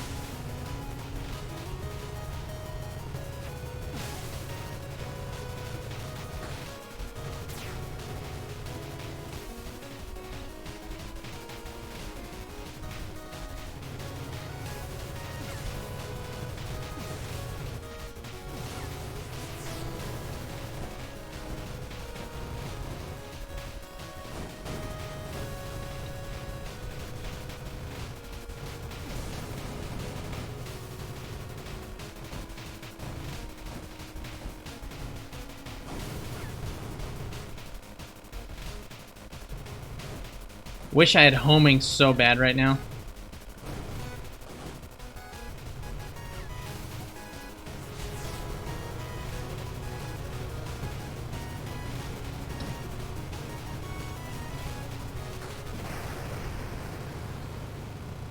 I always get to this point. I got 3 health left, and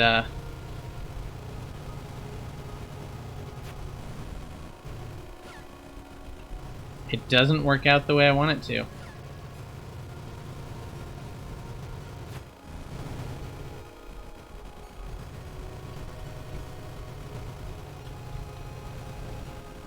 Oh. Hey. This floaty witch thing must be my waifu. Oh shit, Digital Foundry just uploaded a tech analysis and breakdown of Death Stranding. Oh my gosh, wow. Sit on Monolith's face? This is yeah. Oh, too bad.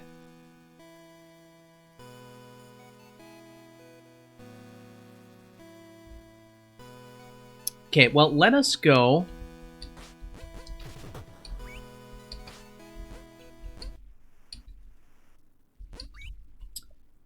Let's go check out the trailer real quick, shall we?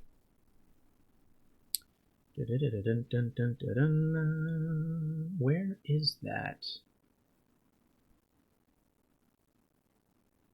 Oh, there we go. Boing. It's trailer time. Actually, hang on just a second. Can I...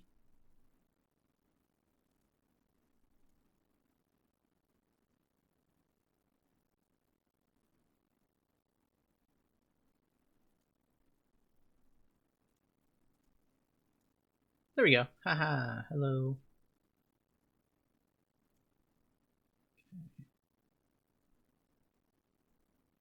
Now let's go over here.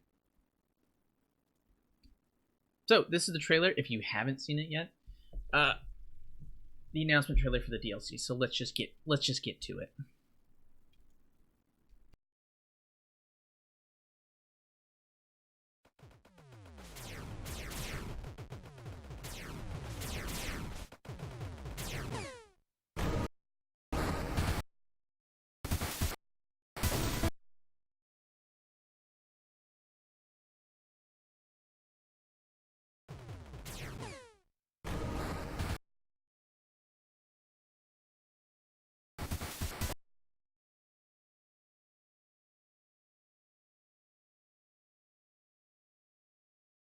Oops, my mic was off.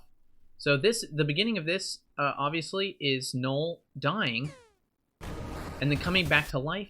The explosion kills all the enemies in the room, so there's some sort of resurrection upgrade. And then if you look at the ammo here, there's only 2 of them, so it's a tiny ammo pack. Mumble rap trailer. Oh, thanks, Nick. Yeah, thanks. Still say Grinder looks like the Rocket Knight Adventure Stage 2 mini-boss at the beginning of the stage. Yeah. So... there's going to be smaller ammo pickup, so I'm guessing that ammo pickup wouldn't fill your ammo up all the way. And yes, that's right, we're analyzing this trailer detail by detail because it's a Monolith Nerd Out stream. So here we're going to see a bunch of new weapons. I noticed that these little skeletons, they have bandanas on, and then to shoot the bullets, they lift their head, they drop the bandana. It's pretty cool, check it out.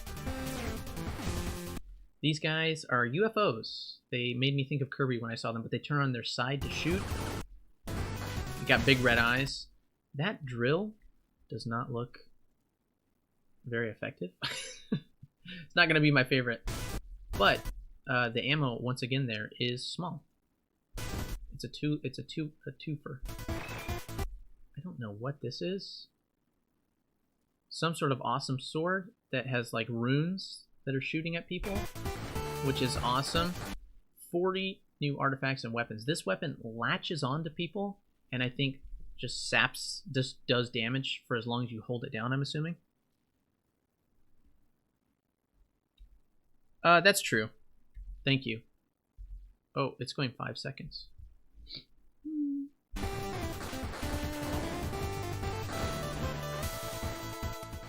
So this drill, we know you can drill through walls. There's hacking, which is like a little mini game that looks like a lot of fun. That's some sort of cool razor, flamethrower. And these are blessings. This says all shortcuts are open to you, which is interesting. This guy's got glasses. Kind of looks like bloke. But if they're blessings, you know, it kind of seems like these guys are good. Not sure though. You're willing to try Monolith March. Awesome, we did it! The trailer, we're 37 seconds into the trailer and we sold somebody on the game. Ooh, hang on. Let's go back. No.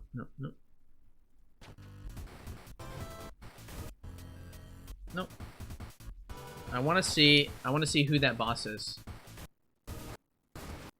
Oh. Yeah, I don't know why it's not letting me go frame by frame. Oh, whatever. So then you pick this up. Yeah, it's not going frame by frame. Oh, the boss's grinder. 40 blessings is the Hotline Miami org. Oh, is it really?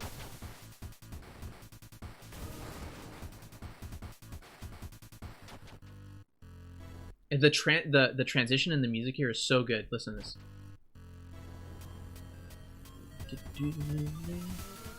So you've got the Lich Mage, I think. There's a new Knights. Look at that! Look at that! That's the one.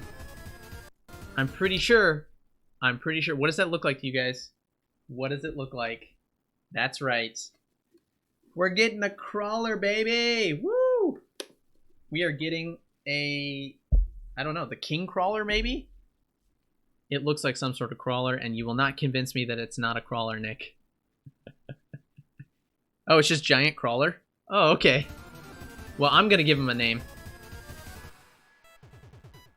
So this is interesting. This makes me think that there's gonna be a, I don't know, I don't remember this. This obviously doesn't happen in vanilla Monolith, and I think Klein's is going to explain to you what these are. So I think that there's going to be a lot more in-depth tutorial. It's going to be just a lot more explanations to help people figure stuff out. New bosses. This is VR. This is, what's his name? Palmer Lucky. The Skull of Palmer Lucky. Yeah. This is a fish. Goldfish. This is a dating app, Grindr. This is, I don't even know what this is. This is Tremors. This is the Yu-Gi-Oh boss. Got all the cards. This guy looks awesome. I don't know what it is. It's Pokemon Shield version, actually. And this is a giant bat. Knight. Wow, that guy looks cool. Look at this. Looks like a Grim Reaper. Look at that. Scythes. And, of course, Nightmare. Which looks extremely hard, but awesome. And then this mysterious fellow.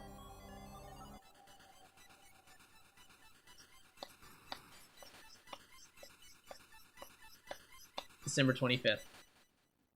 Oh, man. I am so excited for that. So that sold Wyvern Shield. That sold you on it. That's good. Oops. No, I don't want to do that. I want to go to OBS and then go to Monolith. There we go. Klein's on your weapon trove has no gameplay impact whatsoever. It's just a cute detail.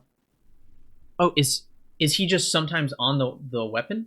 Like, as you're going through the facility, is he sometimes just on the weapon trove? Ask the developer to add a busty robot. So it's funny you say that, Wyvern Shill. The artist that does the art for the posters draws a lot of busty robots. Oh no, that's, yeah, this is what we wanted to do. Okay, we are going to do one more run, but one more hard mode run. But before that, we do that, let's go ahead and listen to... I kind of wish you could read it, Nick, but because you guys have already listened to me read two things, but this is my favorite of Nick's two pieces that he shared with me. So we are going to I'm going to do that real quick. You don't have a good reading voice? Says who, Nick? Maybe we like your reading voice. I can send you their Twitter, Wyvern Show. All right, for the last time. It's gimmicky, but hey. I warned you guys. I warned you this was a Monolith nerd stream. The twin spires loom ominously over the desolate ruins, threatening to penetrate the perpetually cloudy sky. Only the harrowing sound of wind blowing across the decayed destruction accompanies the lost souls, aimlessly drifting across the surface, mysteriously congregating around the spired facility. Each only a dim remnant of a once living creature, they were memories without a home, all torn apart at once, with a bright flash of light that pierced the heavens. Deep, deep beneath the ground, the facility housed an unimaginable power, capable of twisting reality and unleashing incomprehensible destruction. And yet, despite the wreckage guarding it, several visitors have dared to plunge into its depths and come face to face with its everlasting power. Having not heeded the warnings of the world above, a torturous gauntlet laid ahead for anyone foolish enough to try to claim it.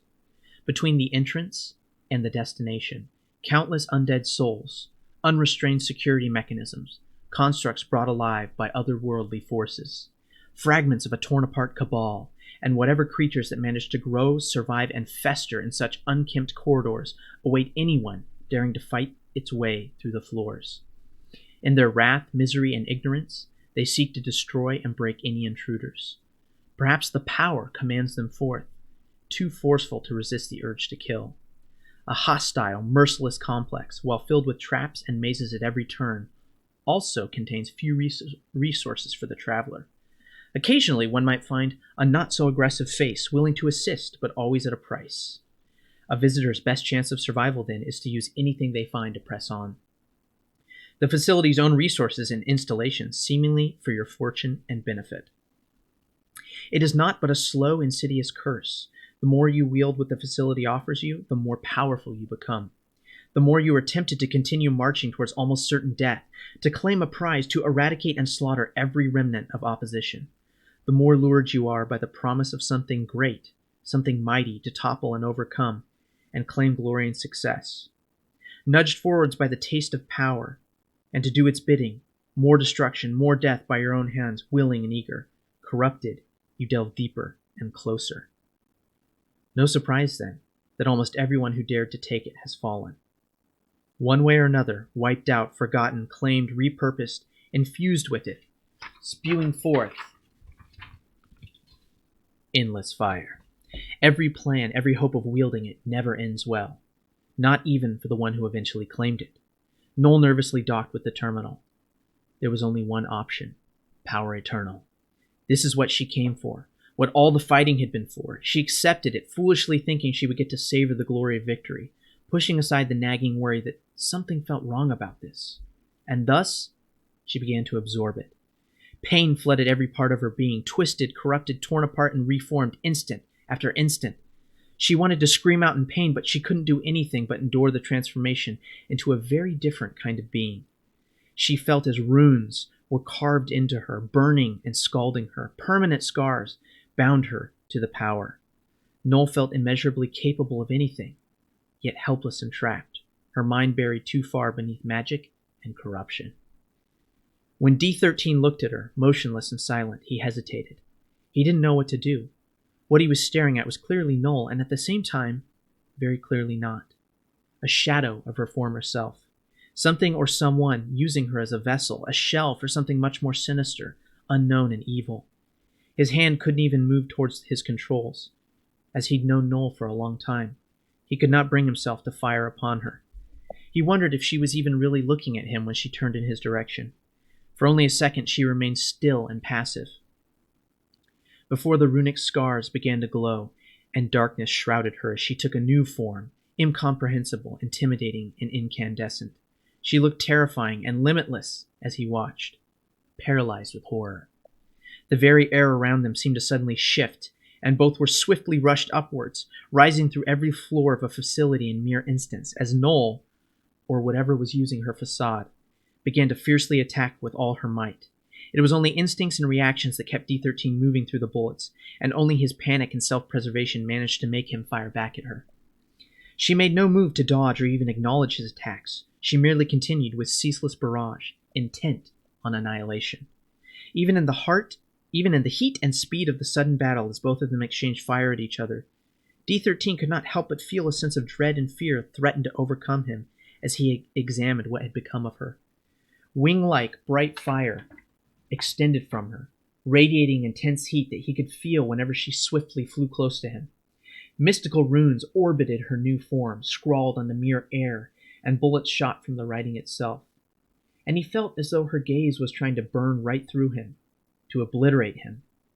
Weaving as best he could through the onslaught, and to keep her in his crosshairs, the two rose higher and higher, until she broke through the ceiling, pausing her attack to fly even higher into the sky, even past the two spires. And D13 did his best to keep up. He briefly reflected on Noel's form, winged, glowing with power, and a runic halo around her, against a background of clouds with the sun dimly visible behind them. With bittersweet irony, he thought, she really did look like an angel of death. The battle raged on, D13 losing track of time, too focused on staying alive and desperately trying to break through to her, if not by his prayers, then at least shoot her down, to prevent her from destroying what little there was left in this world for them. At some point, he realized that they had drifted so high that they were above the clouds, the sun bathing them in golden light.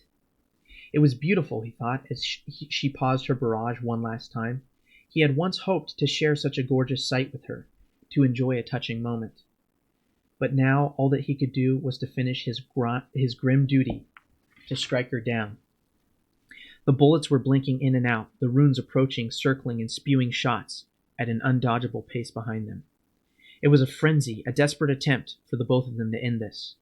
D13 just kept firing, hoping beyond hope that she'd finally stop. He heard a brief, sharp scream. The world seemed to stop for a second as Noel exploded. And then, out of the slowly sinking cloud of shattered debris, Noel's ship fell, broken and defeated. It soon collided with the ground in an earth-shaking impact, the sound reverberating throughout the ruins. And once again silence fell upon the facility. No sound, no movement, just the wreckage and pain of a fallen pilot. After a brief detour to permanently break the conduit to connect to the power, D13 flew his ship down beside the smoking, still hot debris of Noel's ship. He examined the remains, but it felt hopeless. It'd be impossible for anyone to survive that transformation, that fight, that impact. He could see blood pooling on the ground, jagged metal, torn cables, and the chassis crushed and twisted beyond any repair. No hope, only death. He heard a rumble coming from the ship, then another, slightly louder, then another. A chill went down his spine as he saw parts of the ship shift slightly, as if something underneath was pushing them away. It was impossible. There was no way. It couldn't be. And then a muffled banging coming from one of the front panels as it swayed slightly before one last push managed to tip it over and make it fall aside. From behind the panel, D13 could just barely make out a hand, covered in blood, emerging from the wreckage. A weakened hand, but very much alive. The debris shifted even more as an arm extended out from it. Then another, and from the darkness, Noel's face, slowly becoming more and more visible, as she tried as best she could with her frail strength to crawl out from underneath metal and wire. As sunlight poured on her face, D13 could see the skin and hair, sullied with blood, her forehead scarred with runes burnt onto her skin, and her eyes, blanked out, looking blind, damaged, and lost. And yet, somehow, Noel managed to raise her head towards D13, and, with a shaky, desperate voice, she pleaded.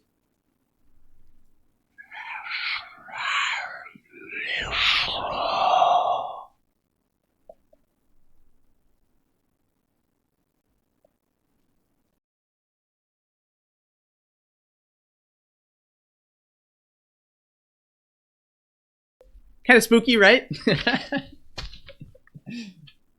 Nick streams, so you can hear his voice when he streams. And I would highly suggest you guys follow him if you like watching Monolith.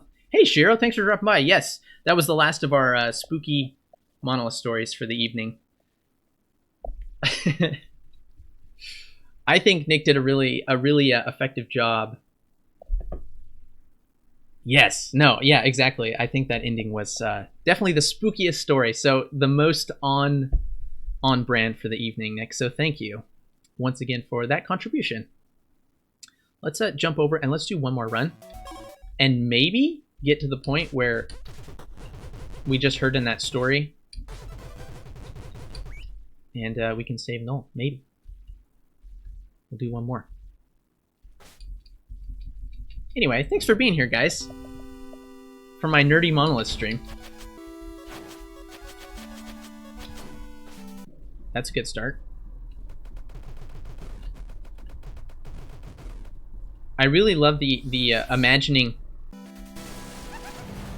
So obviously, oh jeez.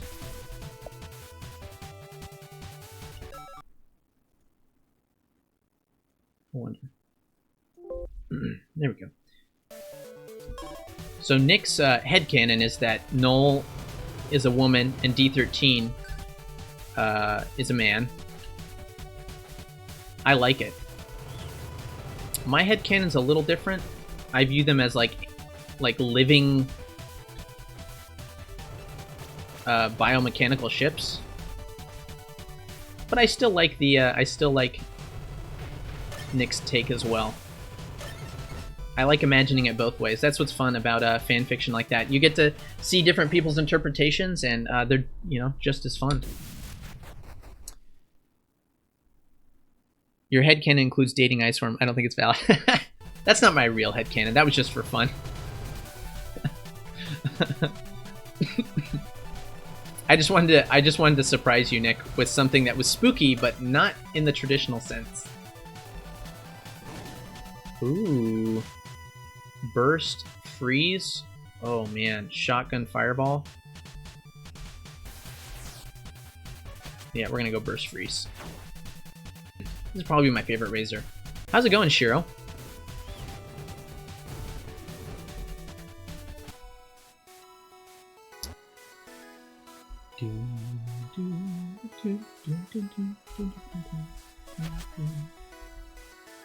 Can almost get that.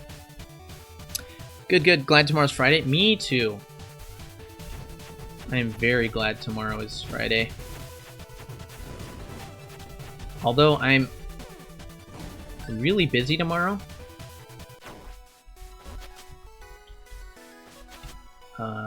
Got a lot to do. I actually leased, instead of just buying a car, we leased it. And our lease is up on the 14th of November, but I'm going to be out of the country, so I have to go return it to the dealership tomorrow. And it's not a painful process at all, but I just got to make sure the car is clean, and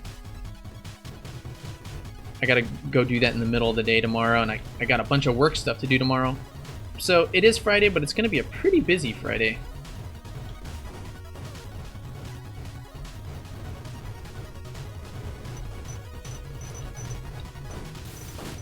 Which way is it gonna go? Oh man.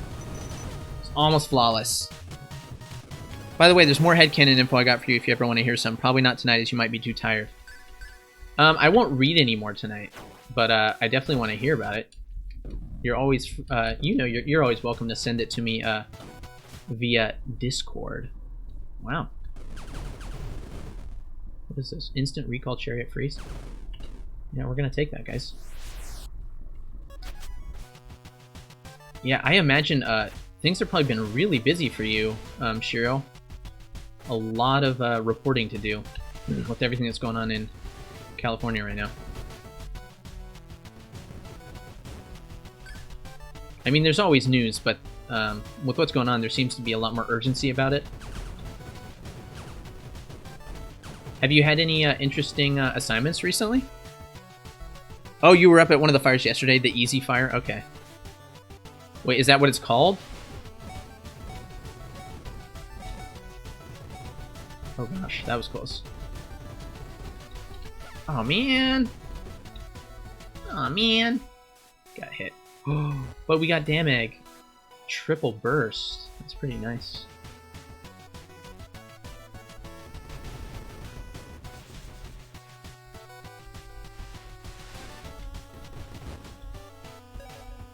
Yay.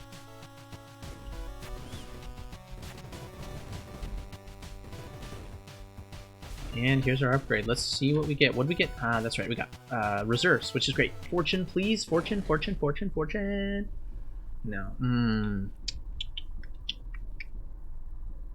gonna go discount. I had a story go very low-level viral about a school district around here serving house-made pho for lunch at their high schools. Okay, that sounds delicious. I love pho so much. Oh gosh, dang it. Didn't mean to do that, but oh well.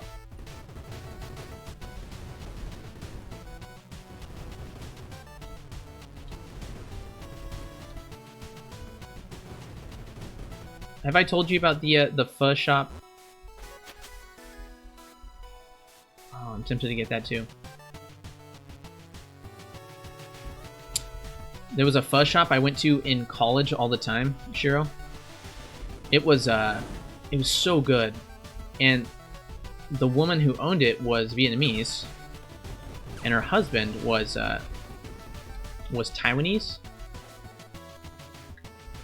And I would go there. I went there like every Tuesday and Thursday for at least a year. It was so good. And then one day I went to go, and it was gone. I mean, the storefront was still there, like where the store would have been. But the sign was gone. It was completely shut down.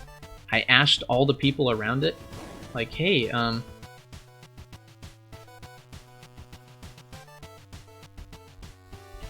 like what happened to this restaurant? And they were like, we don't know. They just disappeared. And I still don't know what happened to them. And I think of that couple and their awesome restaurant every time I eat pho or think about pho. Anyway, that's my pho story. But you should post that. I'd love to read that story. I was not joking when I said when you write something, you should post it in the Discord. I would love to read that. If you're comfortable. I mean, I don't want to be like post everything. Let us critique you. Let us judge you.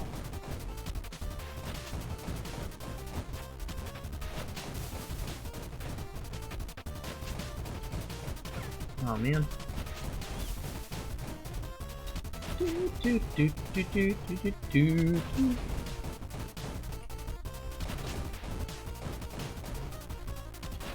Did the fires impact Halloween? I bet they did for a lot of people.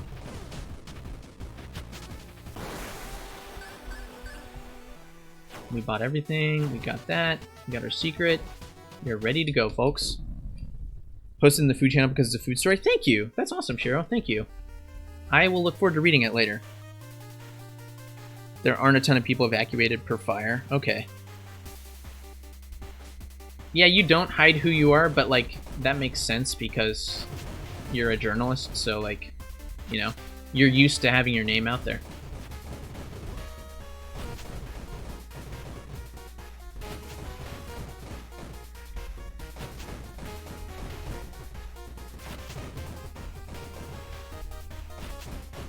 Nick, we should try to convince, Pure to, like, put, like, a official Monolith fanfiction channel in the server. So that those of us, ouch, who want to write, fanfiction can have a place to aggregate it and share it with each other. Pho. It's a type of Vietnamese noodle. I bet you have had it before, Wyvern Shell, and if not, holy cow, you are in for a treat.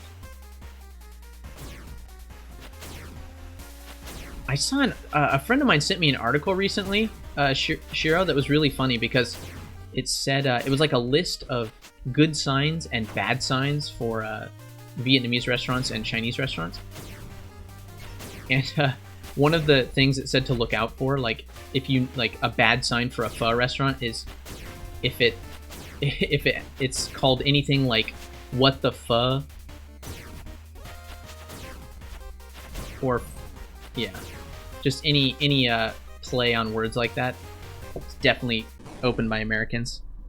Yeah, exactly. Yeah, avoid all pho puns. Exactly.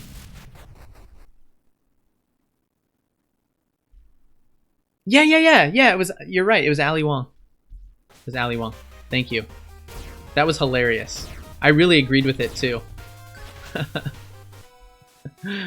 Oh man, because she talks about how, I think she said that, like if the servers are ignoring you in a Chinese restaurant, you know it's good, or something like that. It's a good sign, and that's so true. When I first went over to Taiwan, I couldn't order in restaurants because in a lot of, especially the little mom and pop shops, you literally just walk into the shop and you go, "Hey, I want a bowl of noodles." You just like shout it at them, and in American culture, that's really rude. So I would go into the breakfast shop or the noodle shop, and I'd be, standing next to the counter and just waiting for them to look at me and acknowledge me. And then people would come into the shop behind me and they'd say, "Yeah, I want a big bowl of noodles to go." And they'd make it up for them, and I was like, "That man just cut me in. It cut in line. What's going on here? What kind of service is this?" But for them, they were like, "Who the hell is this weird American kid? And why is he standing like a creep in the corner, not saying anything?" Pretty funny. Hey, Dyspeptic, stop making me hungry. It said if it had numbers in it, and true. We've all read the same article. That's awesome. We obviously all care about pho and Vietnamese food and Chinese food. Okay, it's not that one, then it must be this one. Yay! Damn it. We're at 140, guys. This is looking good. And here he is! The man of the hour. Iceworm. Iceworm, I'm sorry. But don't take out your anger towards Null on D13. It's true horror, cutting in line. Well, eventually I just got used to it, so now, if I went to a shop, you just walk in, because it's not rude, they don't think it's rude, but my American sensibilities prevented me from shouting at the servers. But I got used to it. Can you just go in? Because you can shout it and still be really, really nice about it. Oh, damn, we're going artifact. Triple shielded instant recall chariot. Jeez, that might be... Yeah, we're doing that.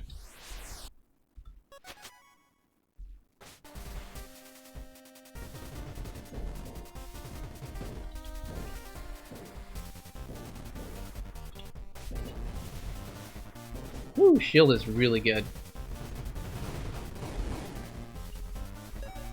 Okay, we just gotta watch our ammo now, make sure we don't run out of ammo. How's it going, by the way, Dyspeptic? Thanks for stopping by. I'm glad you like pho as well. Wyvern Show, one day I will travel to wherever you are and we'll go find a pho restaurant. I'll find your cave. I'm gonna punch a hole through the roof and shove a hot steaming bowl of pho into it. Yay. Okay, well we can definitely go in here. That's awesome. That's what I wanted.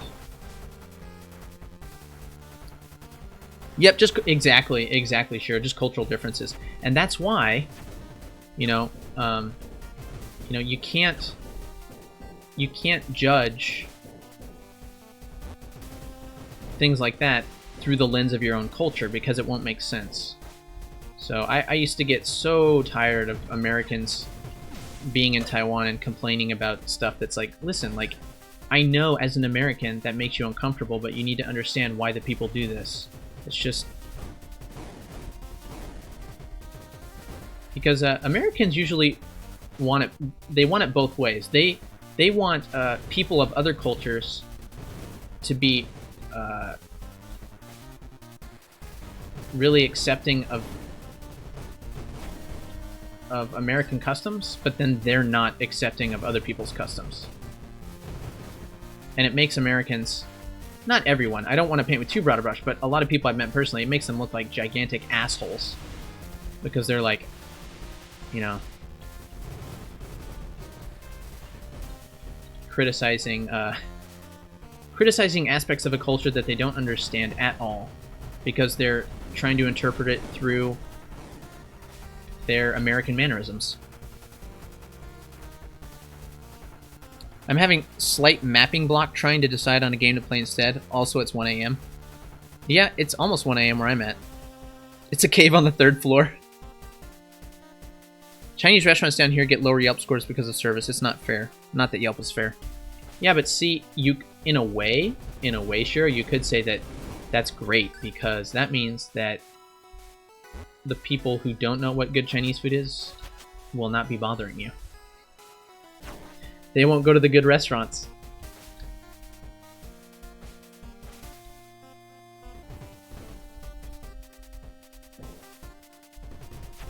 I mean, that's kind of selfish, but I'm not going to deny that that was my first thought. It's like, oh, that's great. So here, outside of Seattle, there's a little place called Bellevue. It's like a suburb of Seattle, basically, I guess. But there's tons of Chinese food there. And there was actually a Taiwanese restaurant. And when my parents came to visit, and my wife and I took them to eat there, and it was so cool because it was literally like it was surreal. We felt like we were in Taiwan. The owner's Taiwanese, all the servers were Taiwanese. Everyone around us was speaking Mandarin, but with a Taiwanese accent, and it was just like, oh my gosh, this is so cool. Oh, the other thing that Ali Wong said was it'll be loud, right? Chinese restaurants are loud. And it always cracks me up when Americans complain about that. They're like, oh, Chinese restaurants are so loud. Dude, the impression that a lot of Chinese people have of Americans is that they're loud.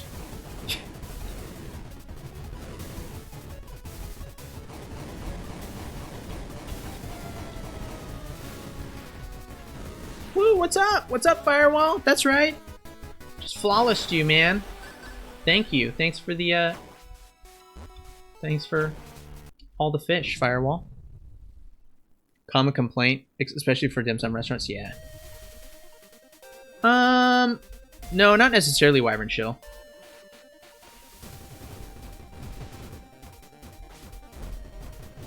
But like, all I mean is the double standard is nah,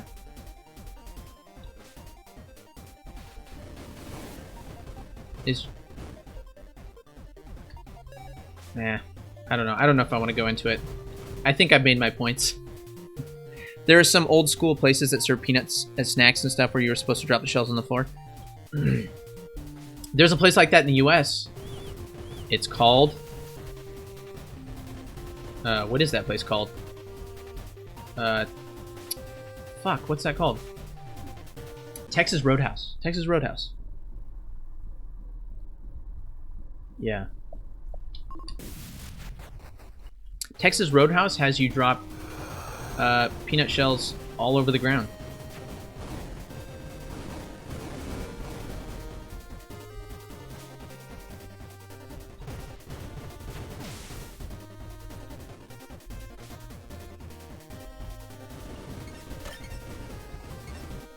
Okay, we need some ammo, so let's go down and fight this guy.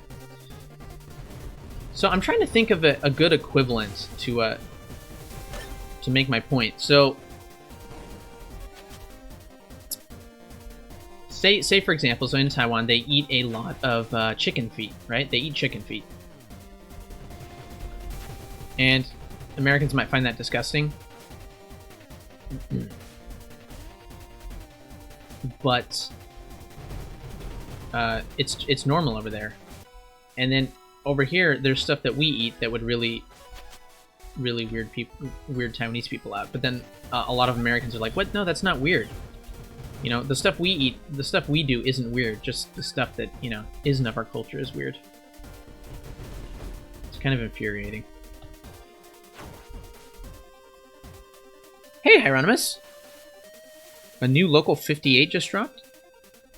Oh, a spooky channel. Interesting.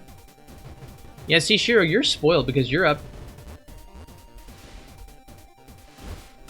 Damn it. Well, lost that, but I didn't lose the health, so there is that.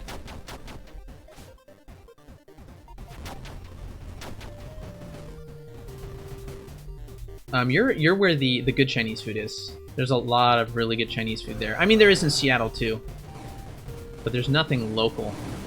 There actually, believe it or not, are a couple pho places where I'm at, even though I'm in a pretty rural spot. One of them was run by this Korean guy who immigrated here a few years ago. It closed down though, because he opened the restaurant for his son. He's like, yeah, my son wasn't doing anything, so I started this restaurant for him, and I wanted to take over it. But his son never wanted to do it, so he just did it, and then eventually it closed down, which kind of sucks. But it was really, really authentic. It felt like going to like a little hole-in-the-wall shop in Korea or Taiwan. It was really cool. The San Gabriel Valley is an amazing place. I think most cultures otherwise other cultures. Yeah, and I think it's arguable that it's natural. Like, it just happens naturally. Boom. I'll take it.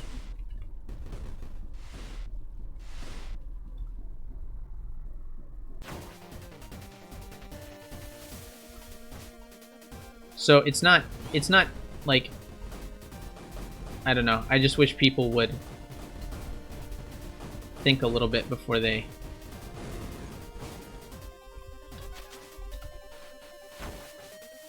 I know there's a lot of it comes from this place of like assumed superiority, where it's like, you know, American culture is the normal one.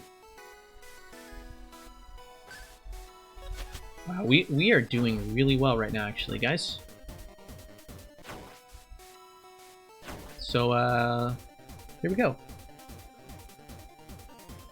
Check out the tamarind tree if you're ever in Seattle. I will. Tamarind. I love tamarind, actually. Like tamarind flavored stuff. And just tamarind itself. Let me make a note of that. That's awesome. Thank you, Dyspeptic. Ah, it's a Vietnamese restaurant. Awesome. I will check it out. That is so cool. I'm going to be in Seattle on Saturday, but not long enough to go. I'll have to do that when I come back. Oops.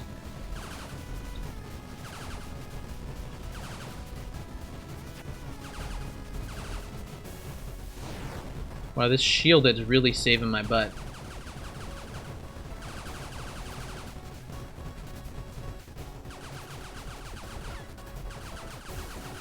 And with instant recall, it's almost like nothing can hurt me. What was our final damage? We're still at 140. It's not perfect, but it'll work. Oh, Wyvern Shell, I'm gonna get to your message in just a second.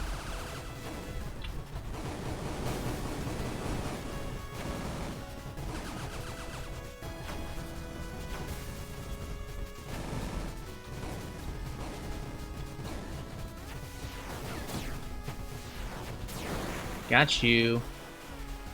I forgot to use Fern's strategy. The shoulder strat.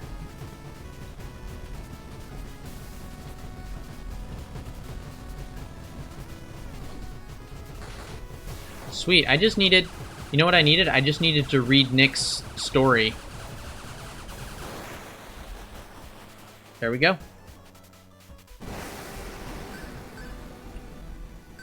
Let's go face Zemonale. I don't mind people eating weird things in my eyes, but in many countries, animals are treated cruelly, like the dogs in some countries that are skinned alive, amputated, and they do it all without even feeling a little bit bad. It's pure torture at that point to me. Yeah, it's really awful, Wyvern Shill. There was actually a case before I came back from Taiwan. There are a lot of immigrant workers in Taiwan. People, especially from Thailand, Vietnam, and the Philippines. that go to work in Taiwan and basically do the work that Taiwanese people don't want to do. So they work in old folks' homes. They work in restaurants. They work in factories. Usually really shitty jobs. Some of them just work cleaning houses. They basically do what a lot of Mexicans do. So where I live, there are a lot of Mexicans. They came up from, and not just Mexico. You know, they come from Peru, Brazil, all sorts of countries in South America. They come up here and they work, and a lot of times they're doing menial labor.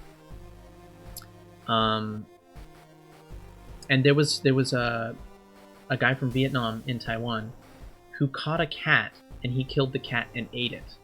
And there was this big legal debate because it was like, okay, that's illegal in Taiwan, but this guy from Vietnam, he did not speak Chinese. He didn't know about the laws.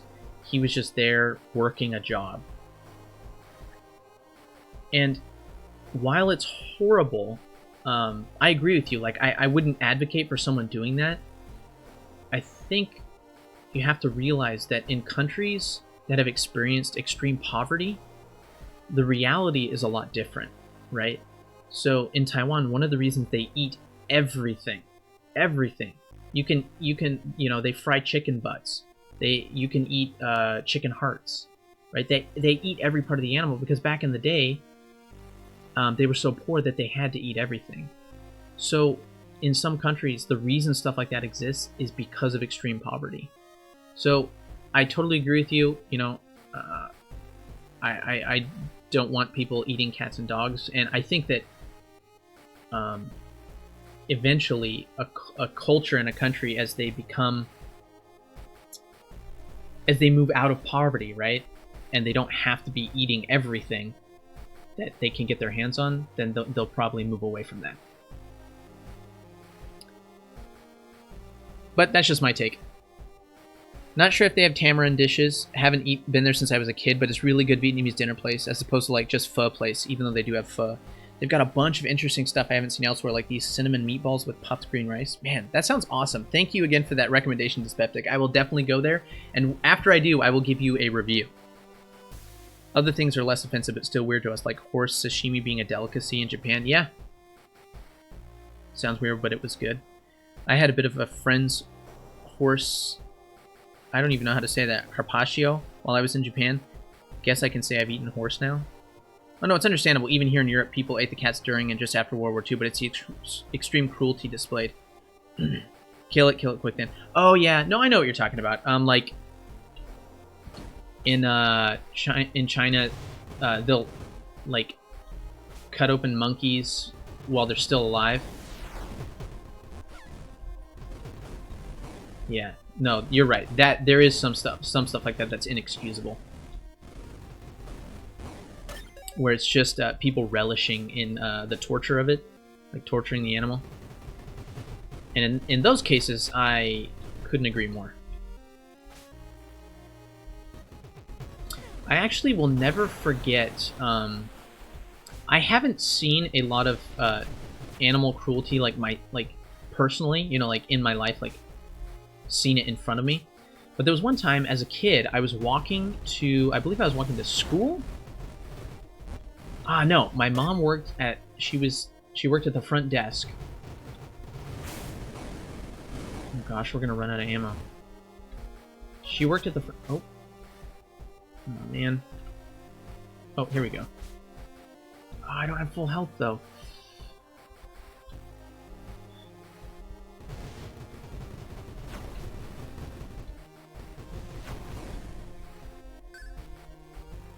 She worked at the front desk. I was walking to her work, and I saw that there were these guys. They were probably drunk, but they had a shock collar on a dog.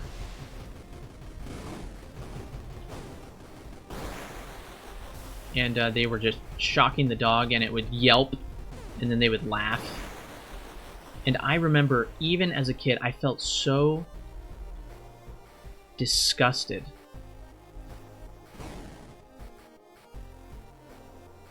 Okay, we're gonna take this revolver. I know, but we're gonna take it. Hey, it's just Christopher. Hey, y'all. I'm an animal lover, level 350. Nice. Yeah, I agree, Hieronymus. But anyway, I saw these guys like shocking this dog with a shock collar, and I will never forget it. I felt so dirty after watching it. You know, I felt terrible. It made me really sad.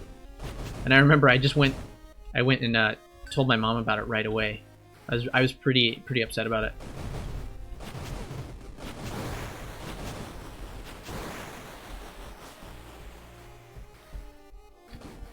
Booyah! Please be damage. Ah. Looks like we're gonna be 140 damage the whole way, but that's alright. We can still beat Monolith. We're doing really well. This is the best run so far during our Monolith Halloween stream. Hopefully you had a great Halloween. It's just Christopher.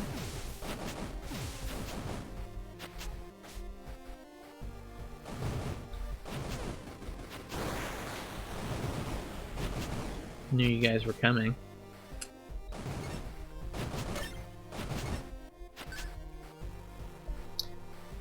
Fuck them, I would gladly see those people have an accident, make them think twice next time. Animals are, at least to me, tools. They serve a function like a toaster. The way you treat animals indicates the kind of person you are, to be honest. Yeah, I believe the same thing about waiters. The way you treat servers indicates what kind of person you are.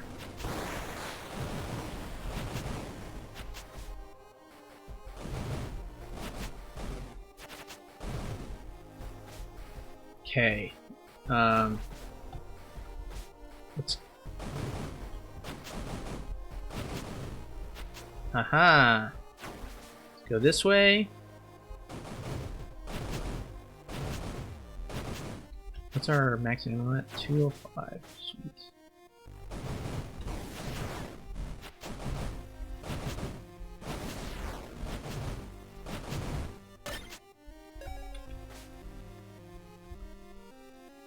Alright, well, we gotta... Oh, shoot, of course it's this one. Damn it. Stupid crawlers.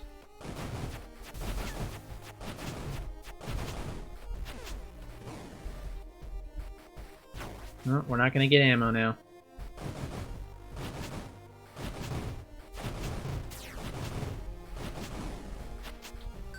Well, at least we didn't have to lose health there. Alright, we got 20, 149, whatever, let's do it. And I just got off work. I worked 3 p.m. to 3 a.m. I forgot about Halloween. Hope you guys had a nice Hallows Eve. All Hallows Eve. Yeah, no, this is basically what I did. I hung out with everybody here and played Monolith. I've learned a bit. Oh, I missed some chat. I've learned a bit from this game from your super fast commentary, generally talking about things you wish you got as opposed to describing what you actually picked up. I'm learning. You don't damage your tools or appliances, but you'll get a new one if needed. Yeah, what work do you do, Christopher?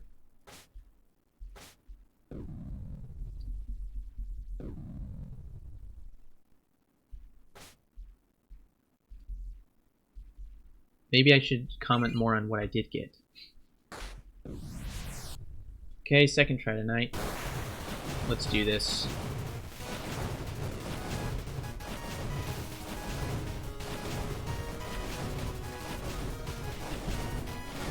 Shoot.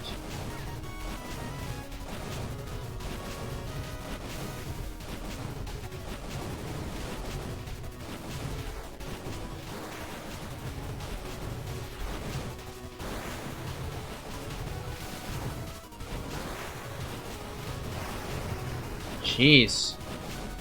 Monolith, really went after us on that one.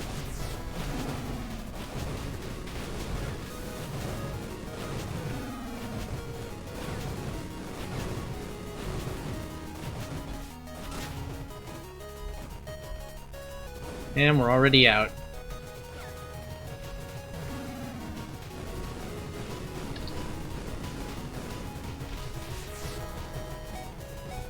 Razor.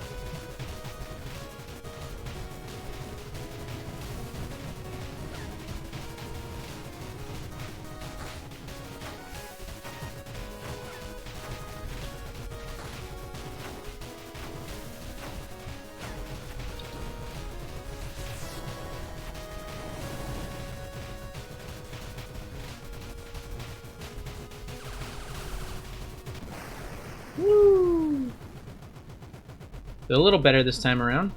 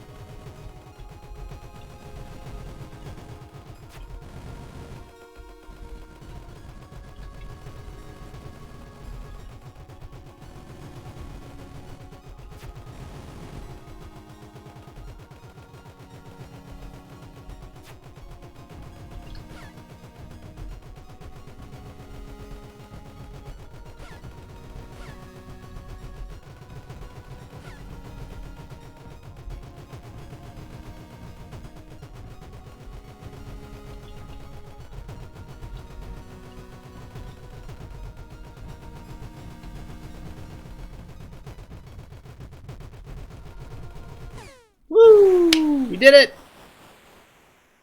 I got him on the win on the Halloween stream. Thank goodness.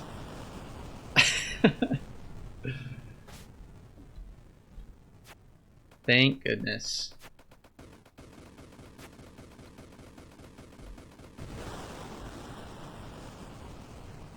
Oh man, I missed a bunch of chat though. Construction, I build houses in a factory. It's like indoor construction designed to be shipped out and put together in a specific way. It's kind of interesting. That sounds interesting.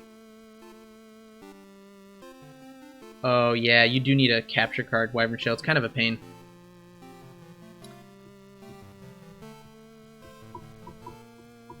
Mainly a lot of concrete framing, roofing, siding, brick and stonework, stuff like that.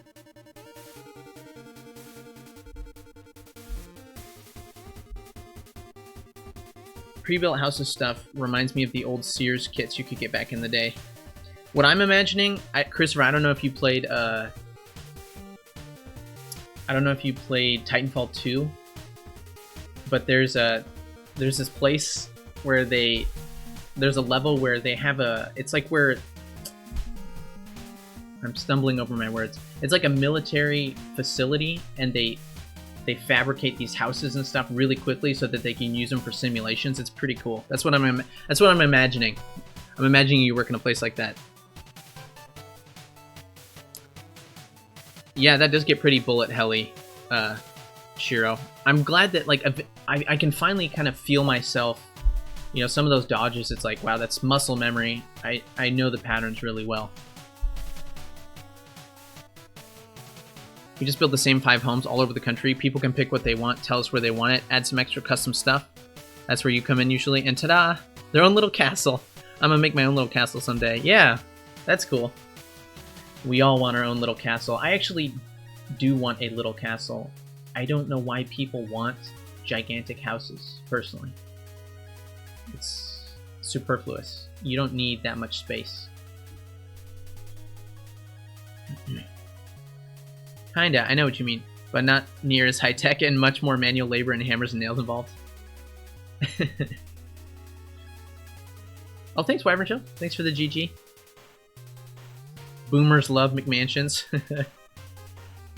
Yeah, it sounds like a cool job, but it does sound difficult. What was our final time? BDSS.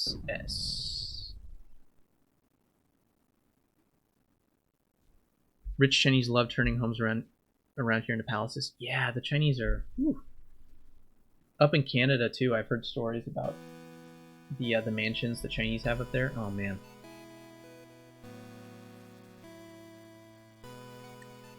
McMansion Hell is such a great site. I've never heard of that. I gotta check that out. Okay, guys. It's 1:07. But fuck it. I'm gonna play a little bit of Noida. So bear with me as we exit the game, and we'll have one little last little send off for our crawler, our Halloween crawler. Look, it's Mama Crawler with Baby Crawler.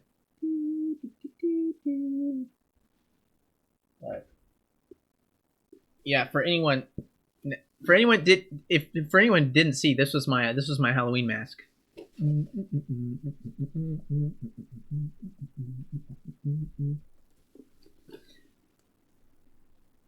So it served its purpose. Now it's gonna sit in my house until I inevitably throw it away. You were supposed to be computer guy, not construction guy. It depends. It depends, Wyvern Chill. If you bought Monolith now, the DLC is going to cost the same as the base game now, so it'll be $7.99. And if you bought it now, you could practice. You know, you could get ready for the DLC, which would be cool. It is Noida time. You would really appreciate one last send-off. Oh, sure, man. Yeah. Hell yeah. Let's do it. I'm going to go blow those candles out, though. And I'm going to turn off that little... I don't know if you guys noticed. I have, like, a little thing in the background going there. You can see the little glowy light. But not just a second.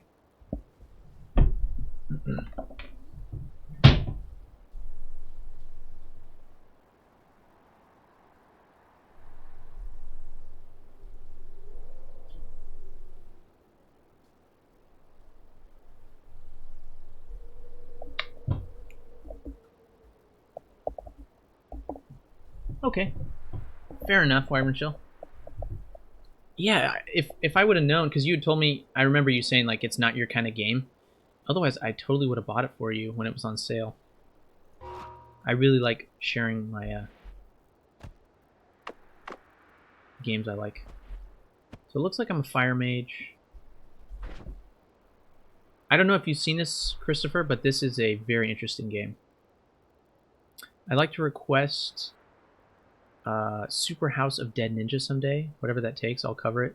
Maybe for Xmas break or something, let me... No, maybe I'll foot the bill. Super House of Dead Ninja. I've never even heard of that. That's a really kind offer. Oh, wow. Woo, we got this again. This is great.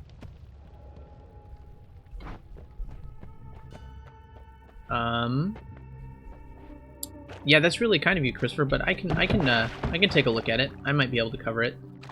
So, some people have been kind enough to subscribe to the channel and, you know, give a few bits, and that's... I just use that to buy games for the stream. Because I have a job. I'm not... This is just my hobby. I'm not wanting to... become the next ninja or something and make lots of money from this. I just like playing games and talking to people. And if the stream becomes like self-sufficient, yeah, like it can support, you know, I support my game habit through the stream, like, you know, that's not bad. I'd be happy about that, but that's not the goal per se. Super one more jump? Okay, Char. I will do that. Super one more jump. Is it like a Flappy Bird kind of thing?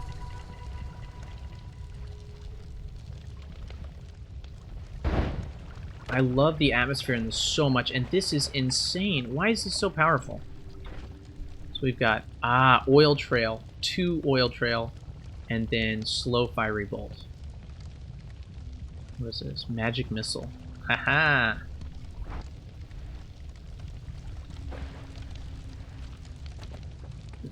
What is this? Oh my gosh. Chaotic Polymorphine.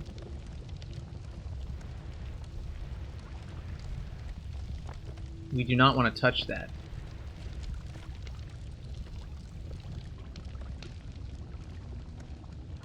Hey Dietrich, welcome back! Oh shoot, I didn't change the name of the game. This is called Noida.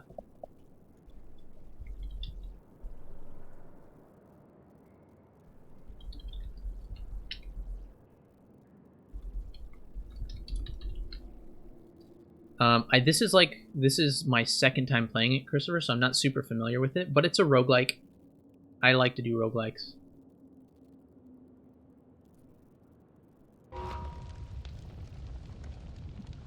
Don't sell out on us, please. I don't know. If Mixer calls me, Christopher, I don't know if I can turn away those Mixer bucks.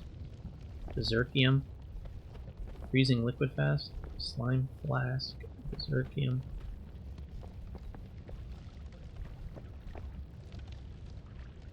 I want this.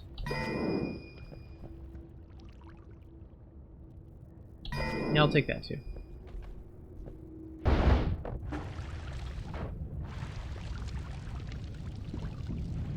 Woo. Whoa! Did you see that worm? Wow, this wand is just floating in midair. What is it?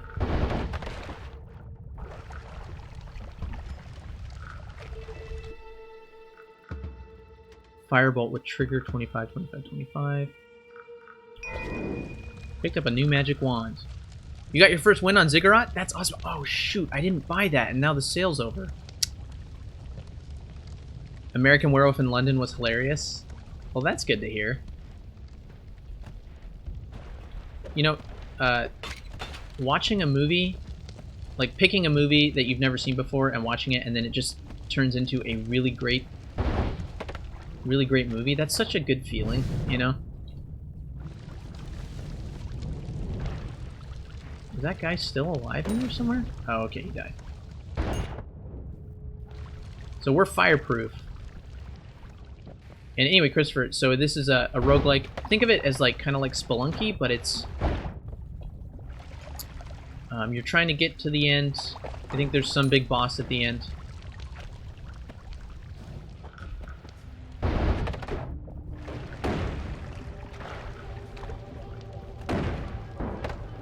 And it's a roguelike, so there's permadeath. Magic arrow.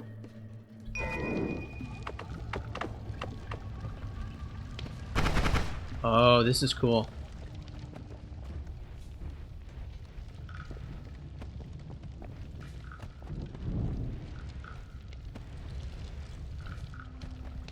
Oh, that guy died. Now we can go pick up the gold.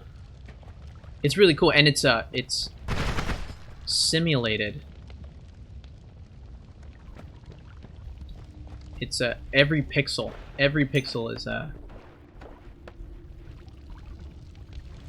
so you can set stuff on fire. Oh shoot. So you'll see that's why everything starts burning. It actually burns away, Christopher. It's pretty cool. Ow.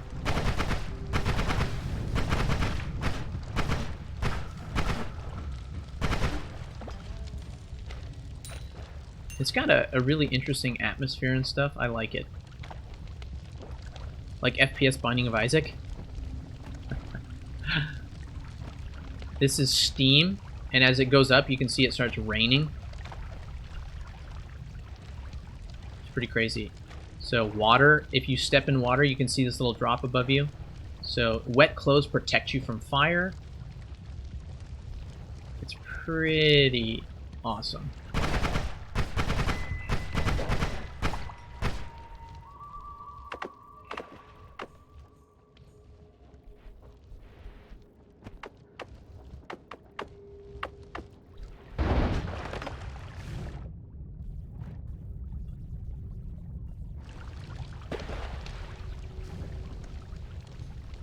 Okay, we want to go kill these guys to get some gold. Check that out. See? So I kicked that, it hit this and sparked, and now that's burning. It started a fire. The lamps do the same thing. If you... I'm not going to be able to show you, darn it.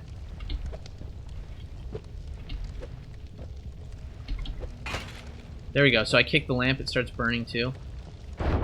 It's awesome.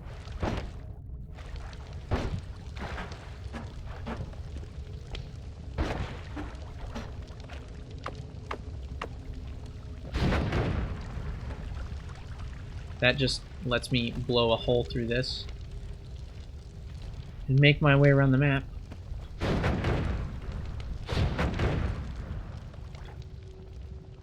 I've gotten every achievement on Binding of Isaac. Yeah. So I'm a fire wizard, Wyvern Chill. So if you look over on the right, you take no damage from fire. I also bleed fast-burning oil. So if I get attacked by enemies, I'll bleed oil and then I can ignite it. I don't know what's going on here, but we do have O2 when you go underwater. So we're gonna try.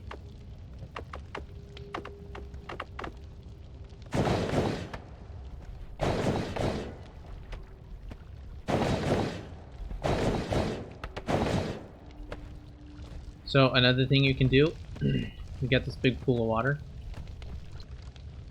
I'm curious what's down at the bottom of it. So we can go down this way.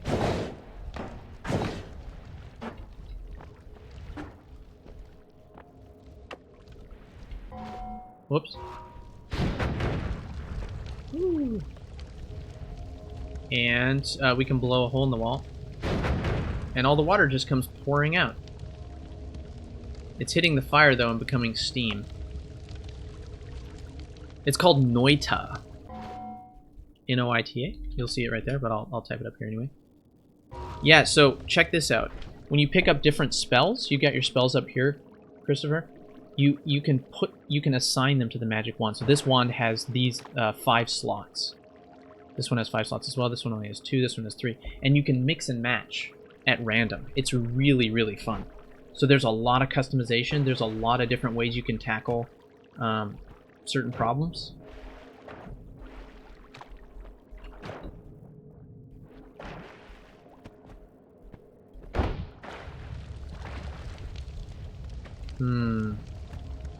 We're not going to get through this way. Let's go up a little bit.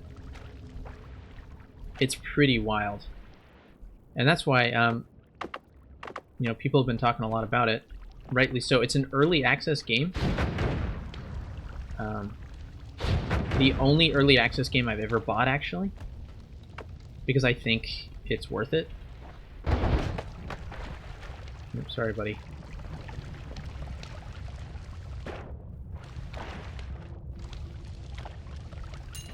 There we go. Ooh, something exploded up here. Oh boy! So that guy's spitting acid at us.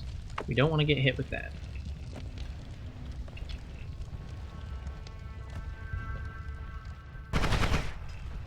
Got him. And when you kill that guy, he actually bleeds out acid. That can hurt you if you go step in his acid blood. Oops.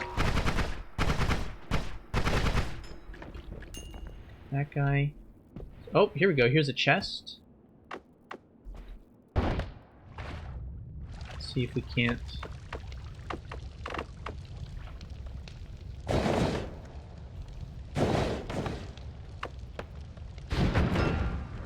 Uh-oh. That did not look good.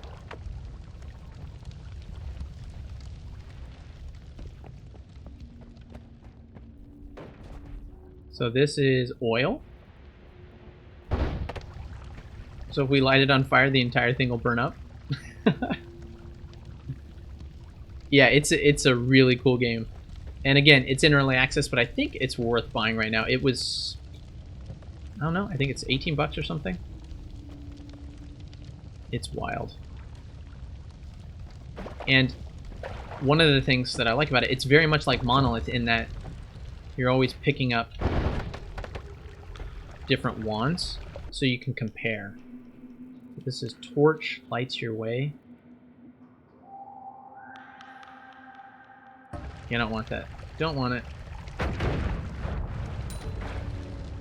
Entered collapsed mines. And there are tons of secrets in it.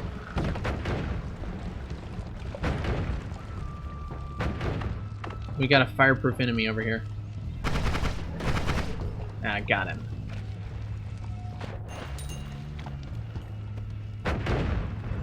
Whoa.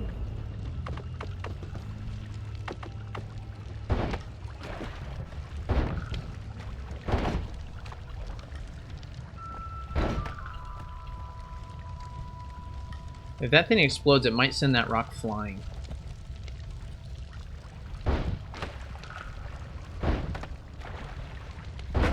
Oh, nope.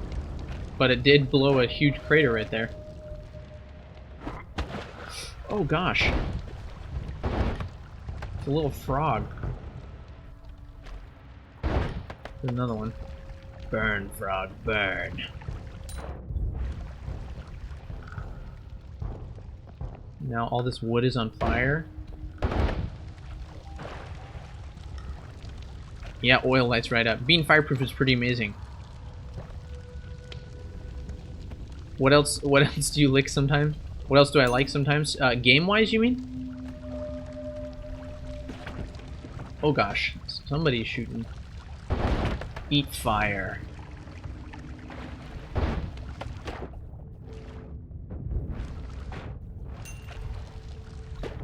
Oh, we want to go back this way. We want to go see what this wand is. What is this? Oh, we already did. That's right. We know what that is. Woo! So, another fireproof guy down this way.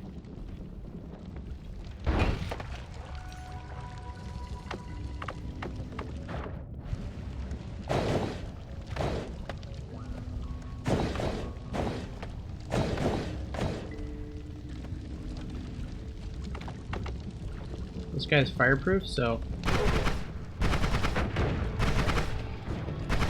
Oh! There's the portal out.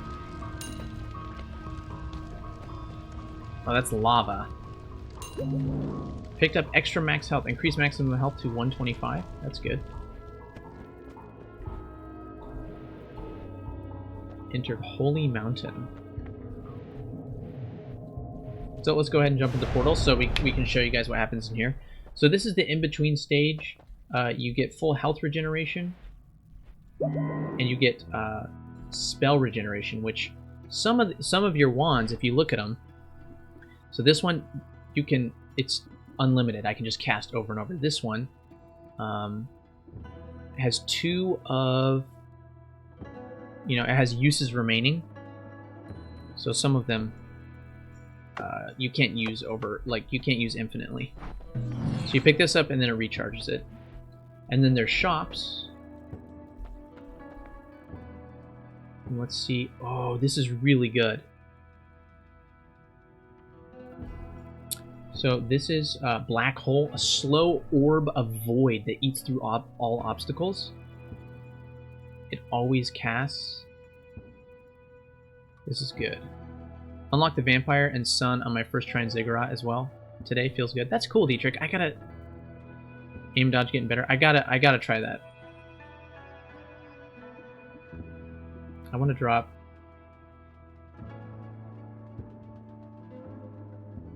I want to drop this wand. We got a new magic wand, baby.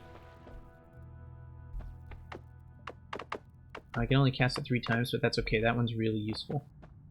And then you get 3 upgrades. So more hatred, attract physical items, low gravity. I'm going to pick this. Oh, weird. I did that and all this blood came out. It's pretty hardcore. If you coat yourself in blood, you've actually got blood on your robes, and it will act as fire repellent. I love me a good shop. The black hole thing in dead cells? Don't think so. Being a fire wizard is so much fun. So when you start the game... Is that guy alive? Oh, okay. When you start the game, you can turn on... Oh boy. There's a mod that, I don't want that. It makes it more like a roguelike, so you start out with different powers and different wands every time. Oops.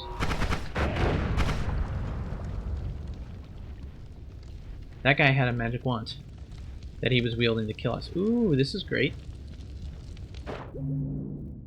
Increase maximum health to 160.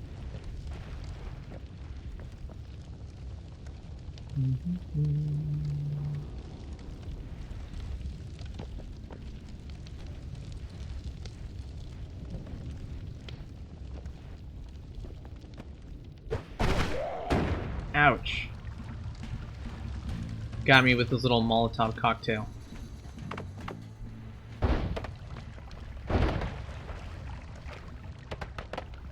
What is this? Gunpowder. Okay. Toxic sludge and gunpowder. Let's see if we can ignite it. Can we? Oh yeah. There it goes. There goes the gunpowder. It was like, oh, ouch. We're poisoned. It's like firecrackers.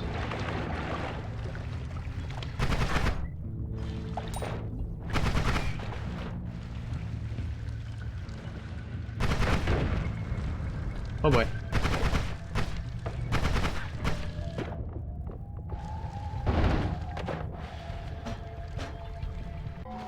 Whoops.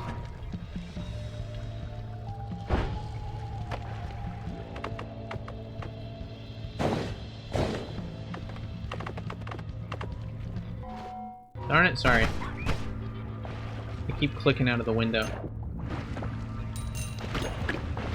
Yes. I want all the gold. Pick up all the gold.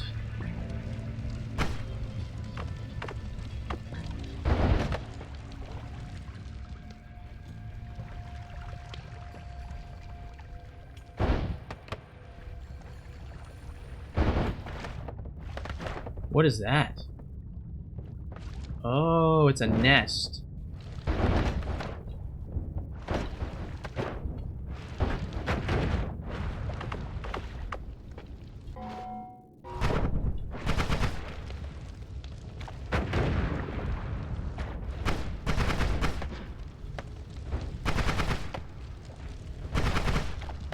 Ouch.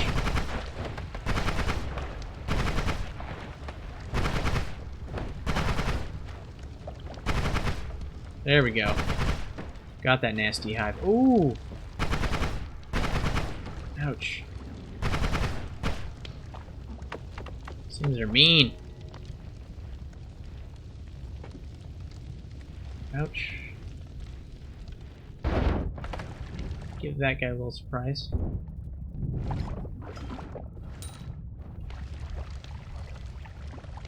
So this, oh, now we can get out of here. But before we do, let's use this. So this is that black hole thing, and we can go like this. Boom. And it just eats through the map, which is awesome.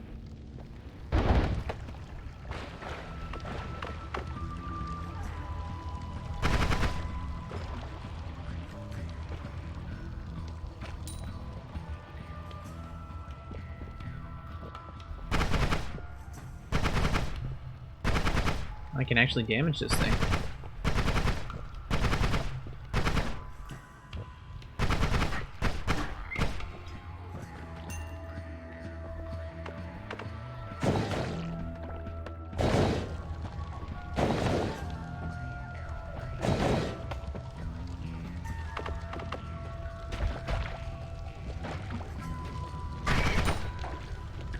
There we go. Yeah, it just carves right through. That's why I wanted to take that wand. It's a really good spell. Ooh, so those bugs are full of, their blood is magma, it's lava.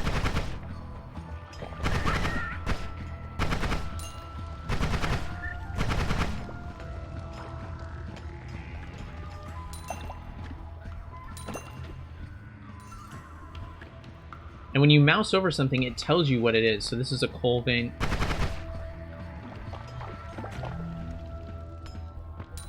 Come back to me. We've got sludge on us, which makes us... Your slimy clothes protect you from fire, but the mucus makes moving around difficult.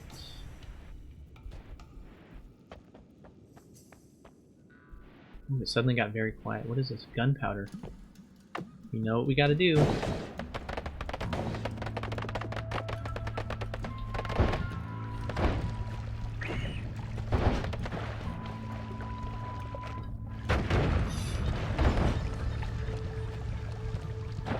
Oh shoot.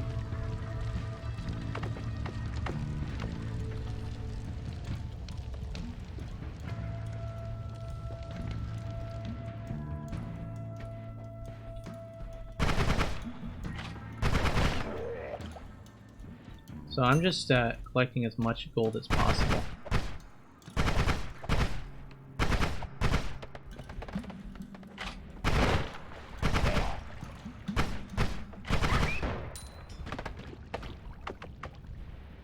Eat fire!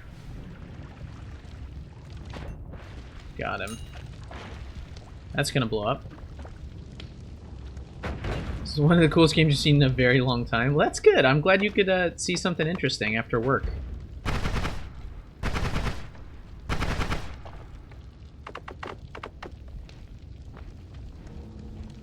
Yeah, I watched quite a few people stream it before. I was like, okay, I gotta play this.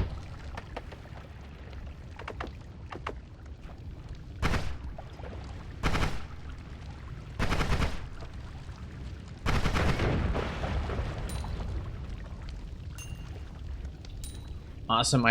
Because I attract items, I pulled that one out of the poison. Okay, so we got a wand down there. Let's try to figure out how... Oh, wait.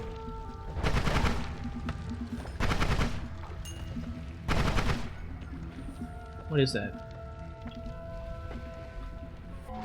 Oh, damn it.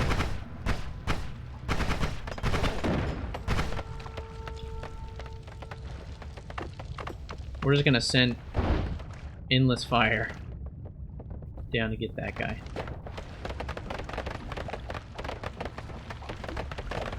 Wow, there's like a giant vein of gunpowder here. Just keeps going down.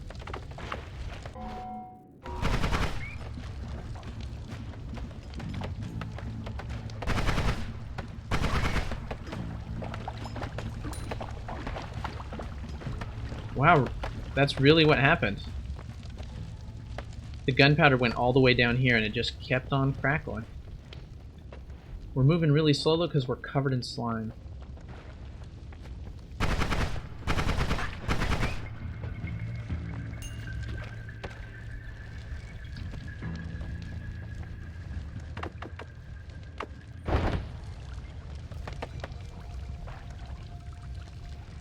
Burn through it. There's some gunpowder.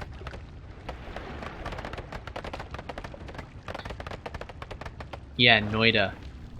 And if you're again, this is so when I fire this wand, there's oil trail. Projectiles leave a trail of oil, and so that's why you see that wall of fire, because it's a burning projectile that's also spewing oil. Ooh, what do we got here?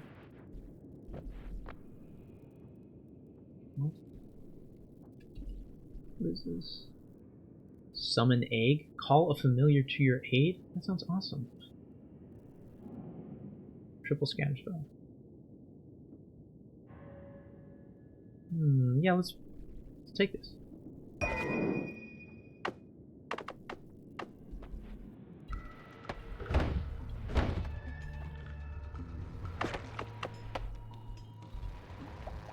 Look, I made a little fire bee.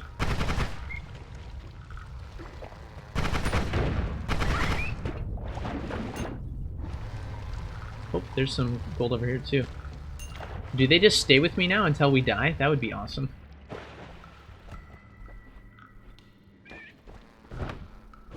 Whoa, what is that? Ooh. I think this guy's got a good wand.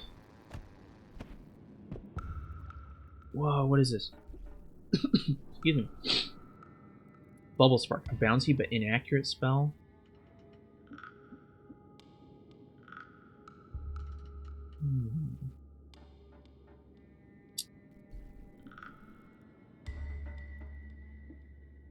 I don't want that, actually.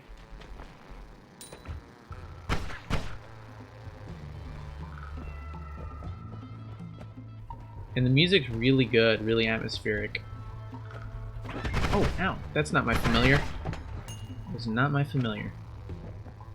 Alright, let's go down to the portal, because we got really low health right now.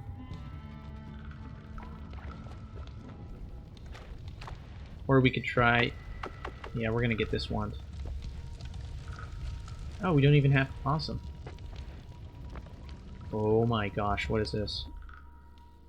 So, double spell. Simultaneously cast 2 spells. Burning trail. A trail of fire falls a projectile. That's awesome.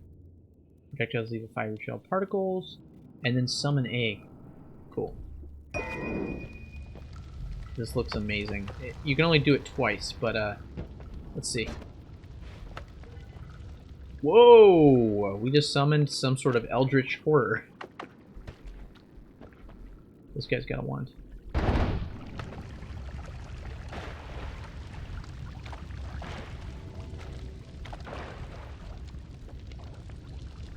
Did their wand disappear though?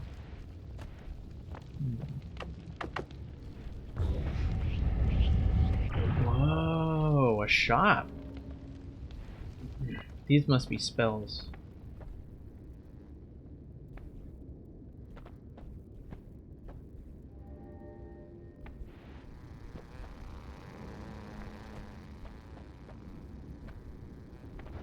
Oh. Oh, that's not what I wanted to do. Did it kill my familiar?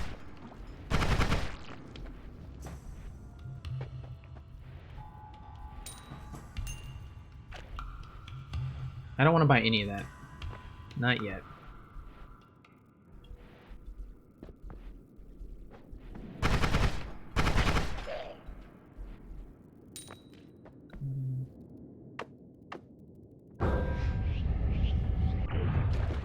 And here we are.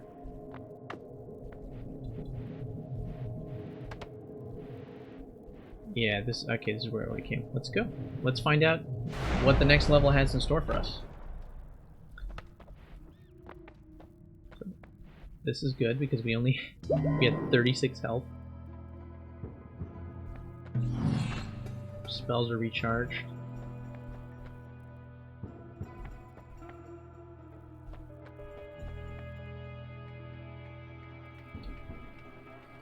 Sparkbolt, a weak but enchanting sparkling projectile.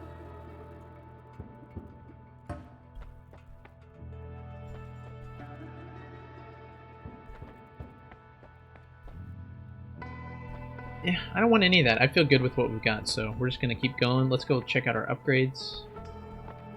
Extra life, that's cool. Exploding corpses, fire immunity. Well, I'm definitely gonna go with extra life. We have fire immunity because we are a fire mage. So let's drop down. We are now in the snowy depths.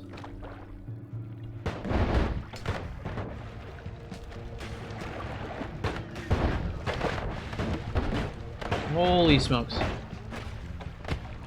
Ouch.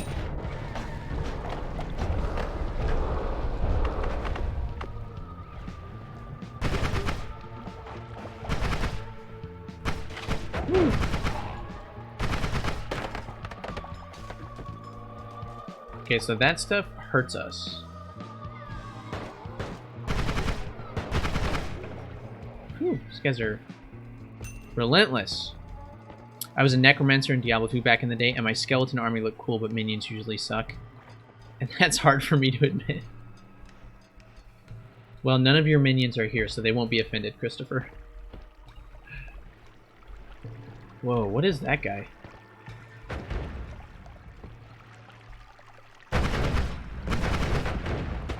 Oh, ow, he just got me.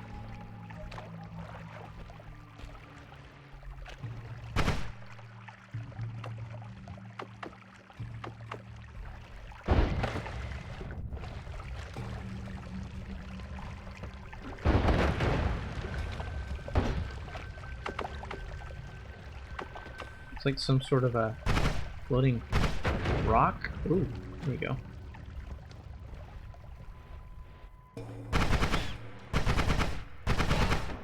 ROUSs.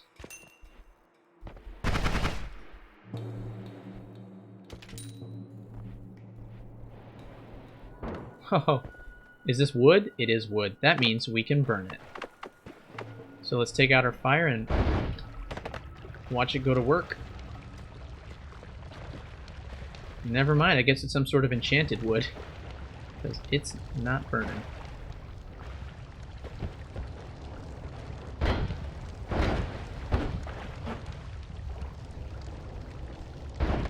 Maybe it's frozen? That looks like a good one, though. Ah, we can melt the snow. Oh, that's awesome.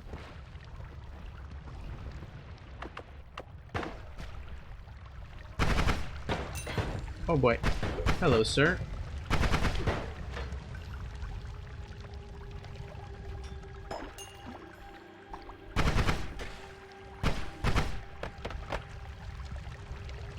So I think we should be able to sneak in here. There we go. What is this? Triple scatter spell, simultaneously cast 3 spells with low accuracy. Summon an explosive? TNT? Bouncing burst. That sounds dangerous. Damn, just died on Ziggurat, floor 5. Needs me some coffee. We're just gonna...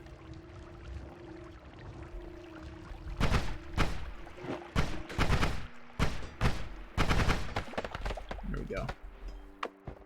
Go forth and get your coffee, Wyvern Shell. There's an empty flask. Oh no! Empty flask broke. I haven't even used any of my flasks yet, but...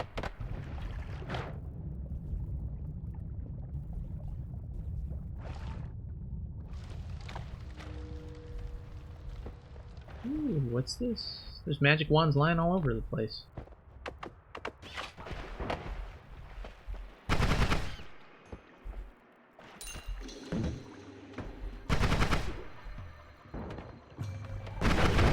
Whoa! Oh shoot, he got me. Formation Pentagon. Cast 5 spells in pentagonal pattern. Energy Orb.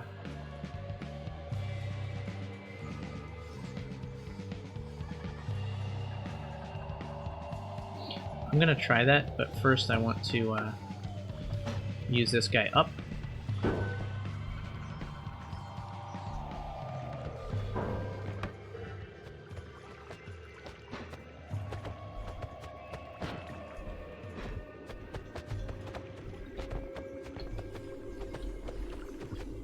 Sweet, we summoned 3 of these guys. Let's get rid of that. Oh, it's okay, Christopher. There's no obligation to say anything. Oh, I did! I got 6 of these guys. What just hit me?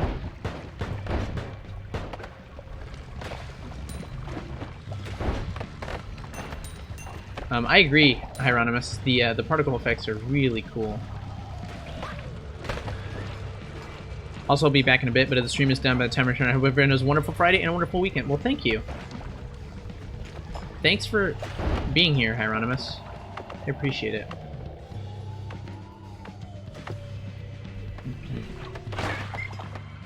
Whoa. Oh, this stuff hurts us, so we want to stay out of it.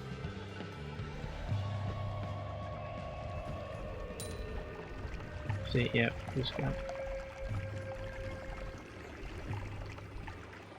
Apparently the game is going to be a year in early access.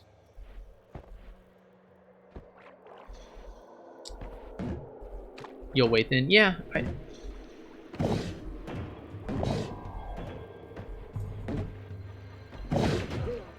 There we go. I think it's worth waiting, Wyvern Shill.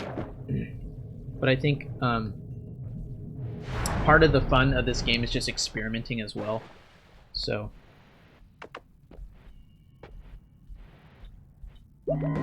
Oh. What? What?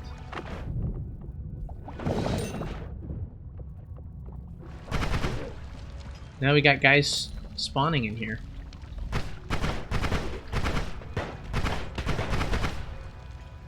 Okay. Are they just gonna keep spawning?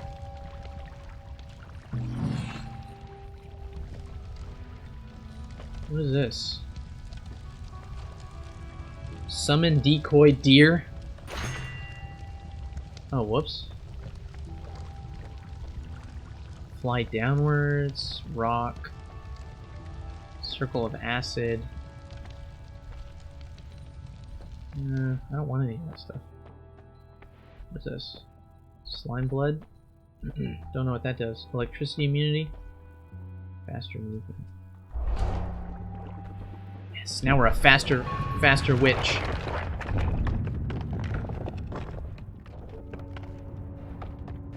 PC base? Ouch.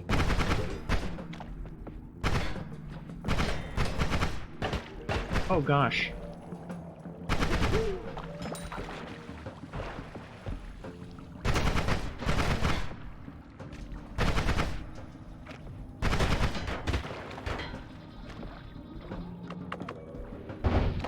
Do you like fire, little machine? Ooh, what is this guy?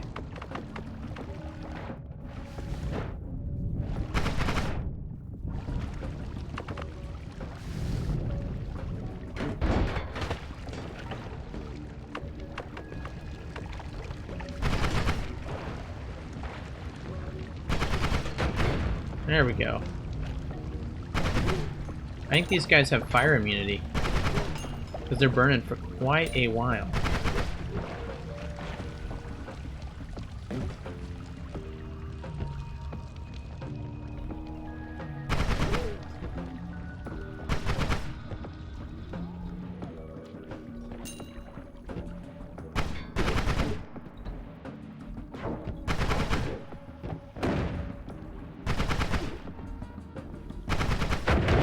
Whoa, what was that? We want to get out of here?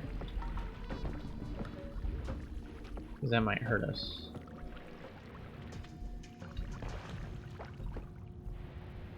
Oh wow, look at all the blood.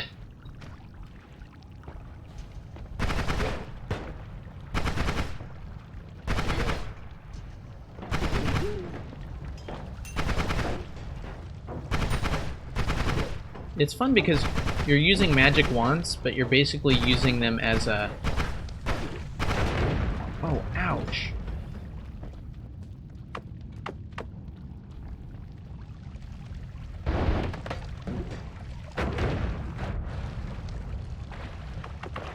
Is that guy gonna die?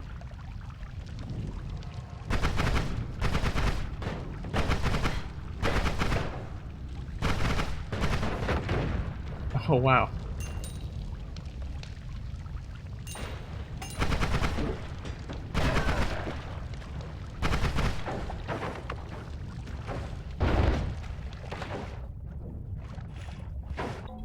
Whoops.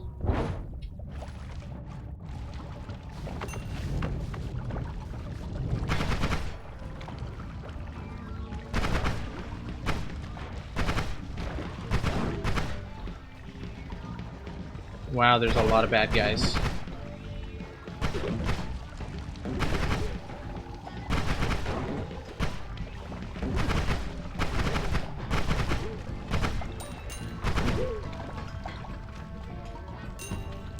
Woo, a lot of gold. Whoa, I don't even know what that is. I don't know what I'm doing when that happens. Yeah, apparently the game is going to be a year in early access. That's cool. Did you highlight? Oh, I accidentally highlighted that.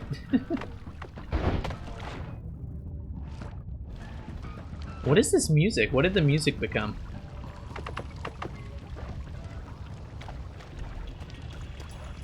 So we cast fire, the ice slowly melts away.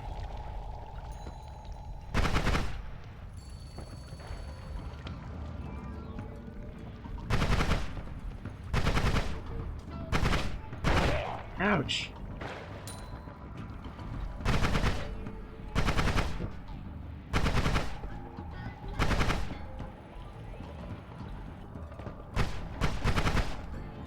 Okay, he is dead. Go grab that gold.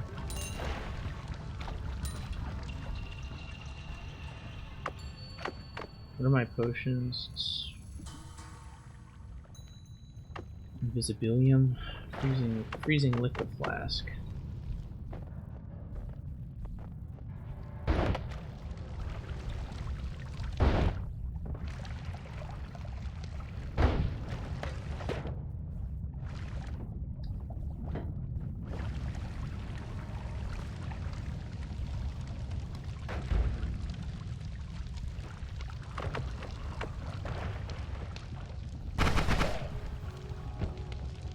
Got him. So interesting, there's like steel bunkers down in these parts.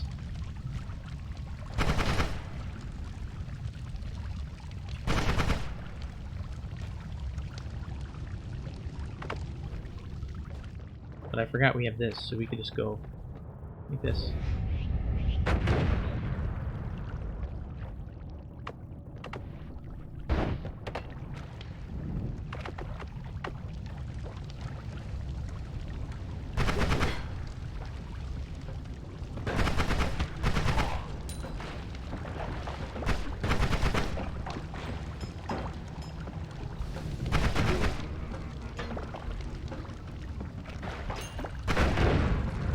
Whew.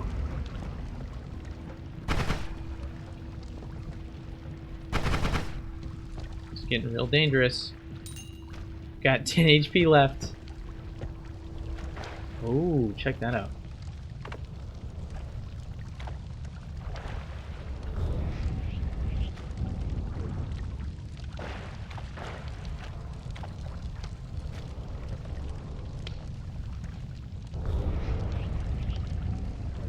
Yes. Sadly, this isn't going to give us more health, but it ups our max health to 204.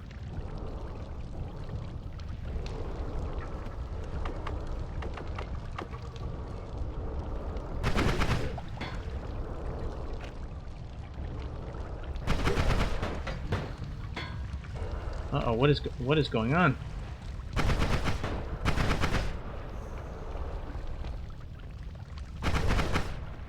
Oh, he picked up that wand. What is that?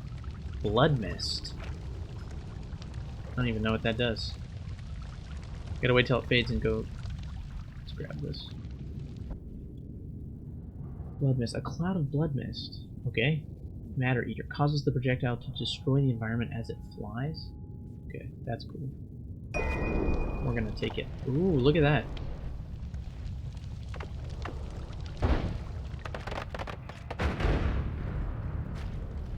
Big explosions. Oh. And more explosions.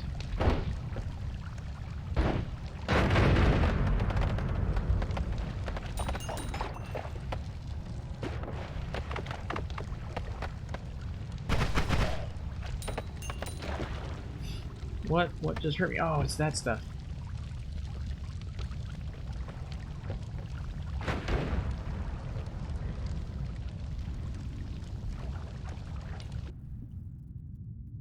Boomerang causes the projectile to fly towards you. Mist of Spirits. Man, there's so much stuff in this game. I don't know. I don't know what to take. But we really need to get to the end of the level.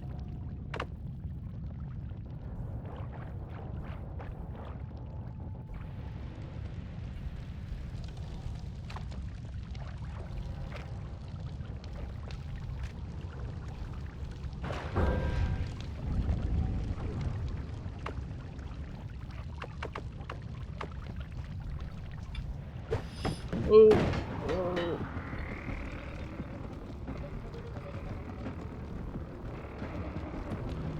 Ooh, there's a lot of these guys.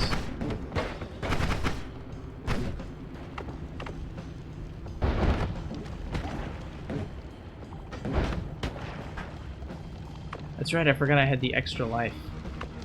Woo, we're saved.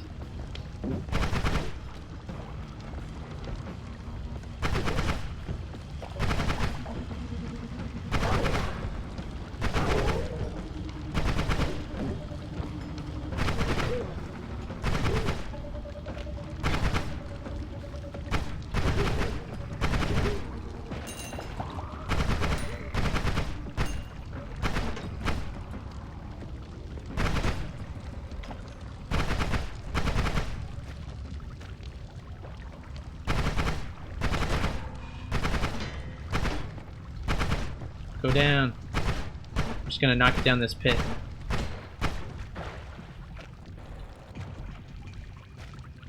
What the hell is that? Whoa, whoa, whoa. Okay, that can shoot rockets. Do you like fire?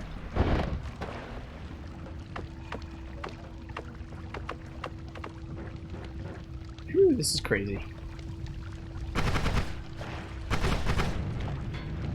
Oh, shoot.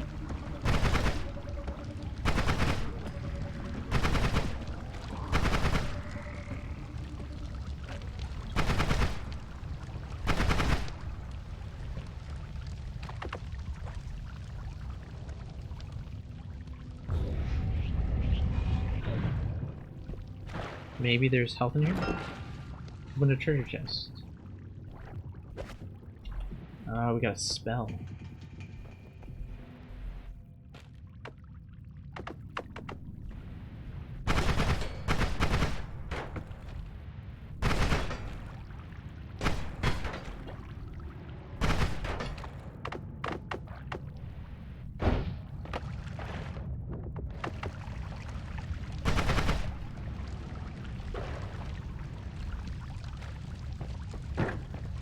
Oh boy.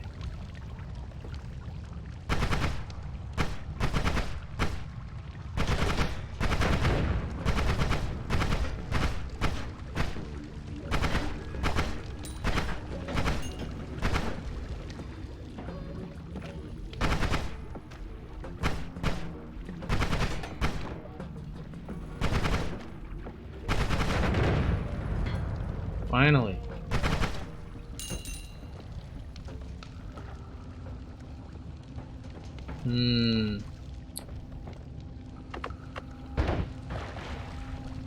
Melt some of this snow. See what's over here.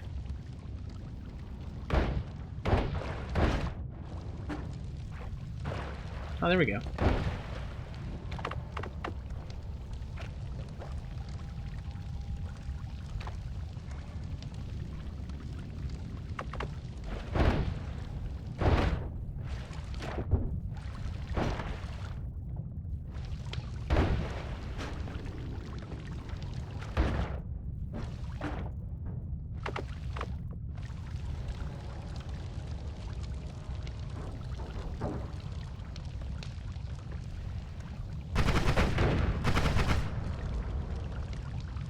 Come back over here.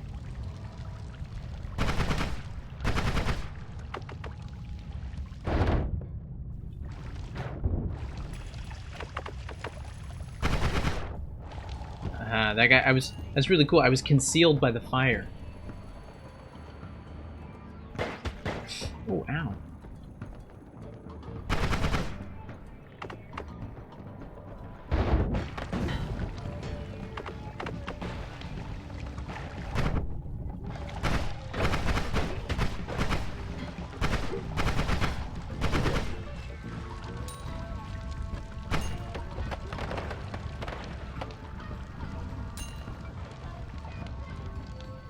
There's like a really interesting funk guitar going on. What is that guy? I just want to get to the next level. I got really low health.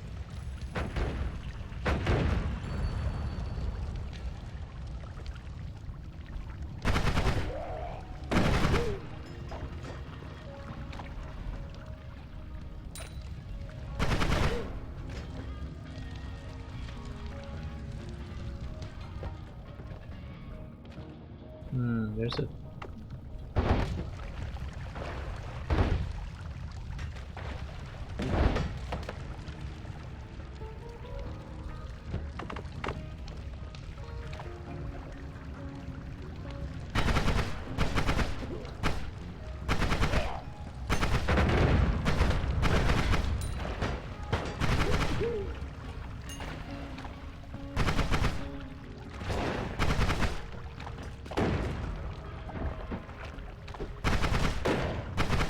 Somebody picked up a deadly wand.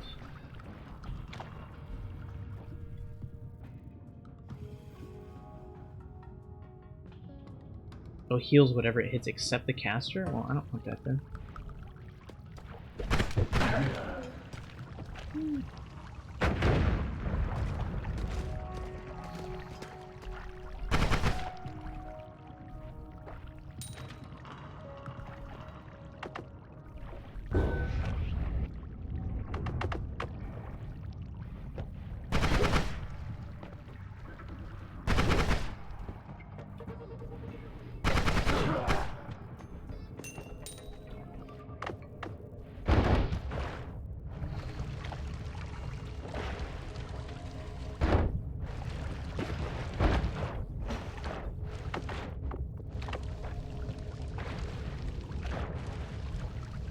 Here we go.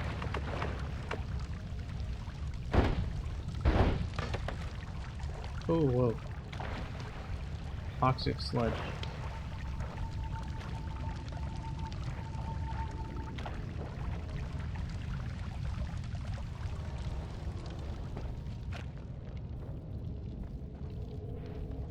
There we go. Woo! We made it. Oh, but what?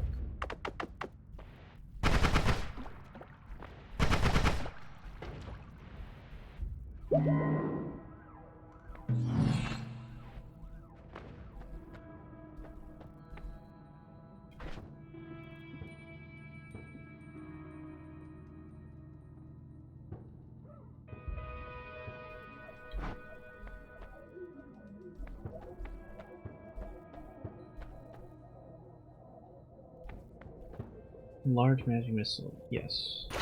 So that's a spell. And we can add that to...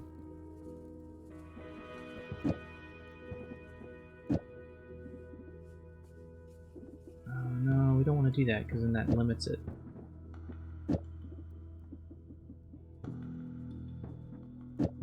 Oh, but we could do that. That's still only 3.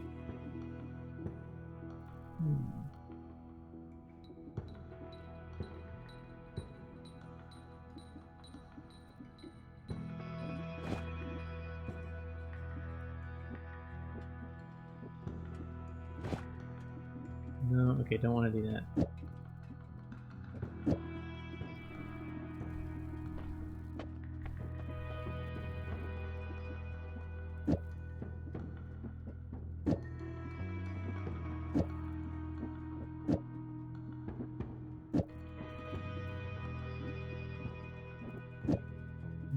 So we don't need that.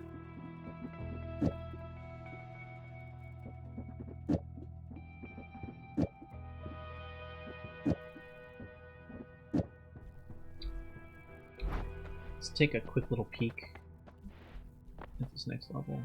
Teleportitis, don't know what that is. Explosion immunity. Concentrated spells. Let's do explosion immunity.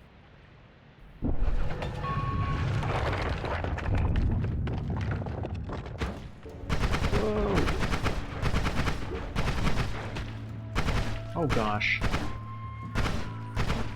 Oh gosh, no!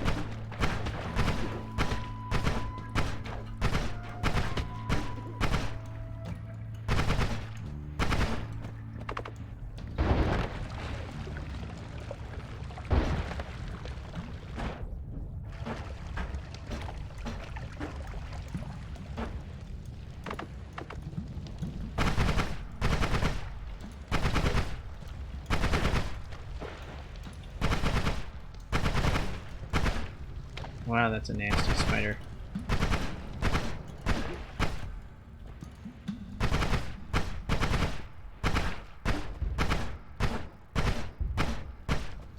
What is it doing? What? Why have I angered the gods?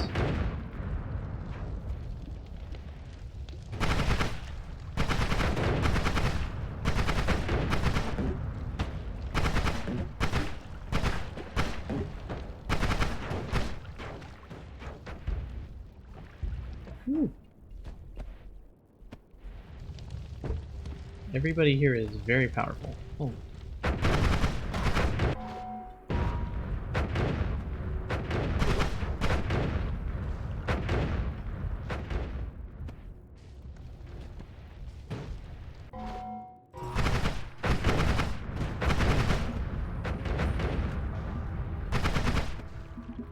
Finally.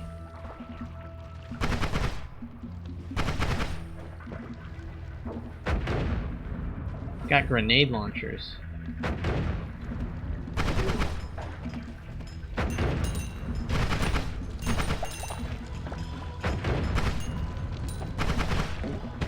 Oh. That big old spider got me. Big old nasty spider. Alright, well, that was a super fun Halloween stream. Check out our stats. Cause of death. ISO, he sees projectiles. Okay, so the spider didn't get me. I got hit with one of those grenades. Total deaths, 4. Items found, 25. This was a new PB. Got a record on the depth, the places visited, enemies slain. Nice. We're going to go ahead and quit to the... get out of there, but you guys, thanks so much for hanging out. Everybody that was here. It was fun. And we'll say goodbye to the crawler. I guess it'll go into storage until next Halloween. But yeah, thanks to everybody that showed up. It's just Christopher. Glad you could hang out a little bit after work. Wyvern Chill, thank you. Hope you got your coffee. Dietrich, thank you for stopping by. We do need an update on the puppies. Who else do we have? Shiro, thank you for dropping by. Hieronymus, Zephyrinus, always good to have you around.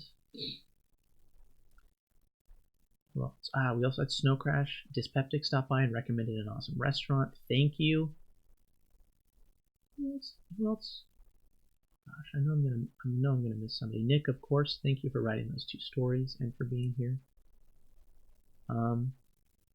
It's been fun, guys. Let's see if there's someone that we can raid real quick.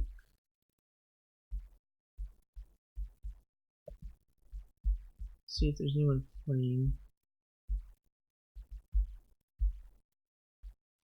G50's playing Persona 5. Let's see if anyone's streaming Monolith, though. Anyone streaming Monolith? A lot of people streaming Noita.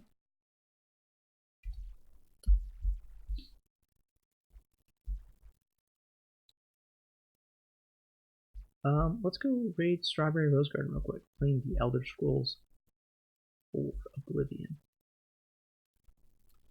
Might as well pop over there real quick. Anyway, you guys, thanks so much for hanging out. It has been fun. I will see you. This is actually going to be my last stream for a while. I'll be on Discord, and I might do some like just chatting streams while I'm in Korea and in Taiwan, because I think that'd be fun. But I got a business trip I got to go on, and then I got to go visit family in Taiwan. So it's been awesome hanging out with you guys. I will be back streaming games here at my house November 24th, I believe, which will be a Sunday. But anyway, yeah, I will see you guys very soon. Thank you, and let's go raid something.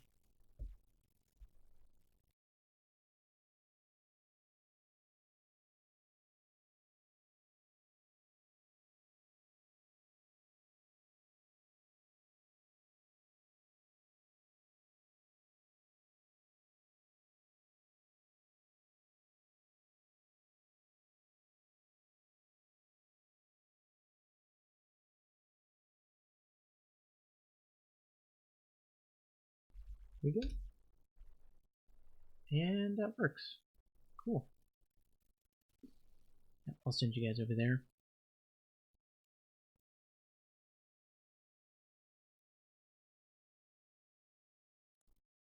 Bye.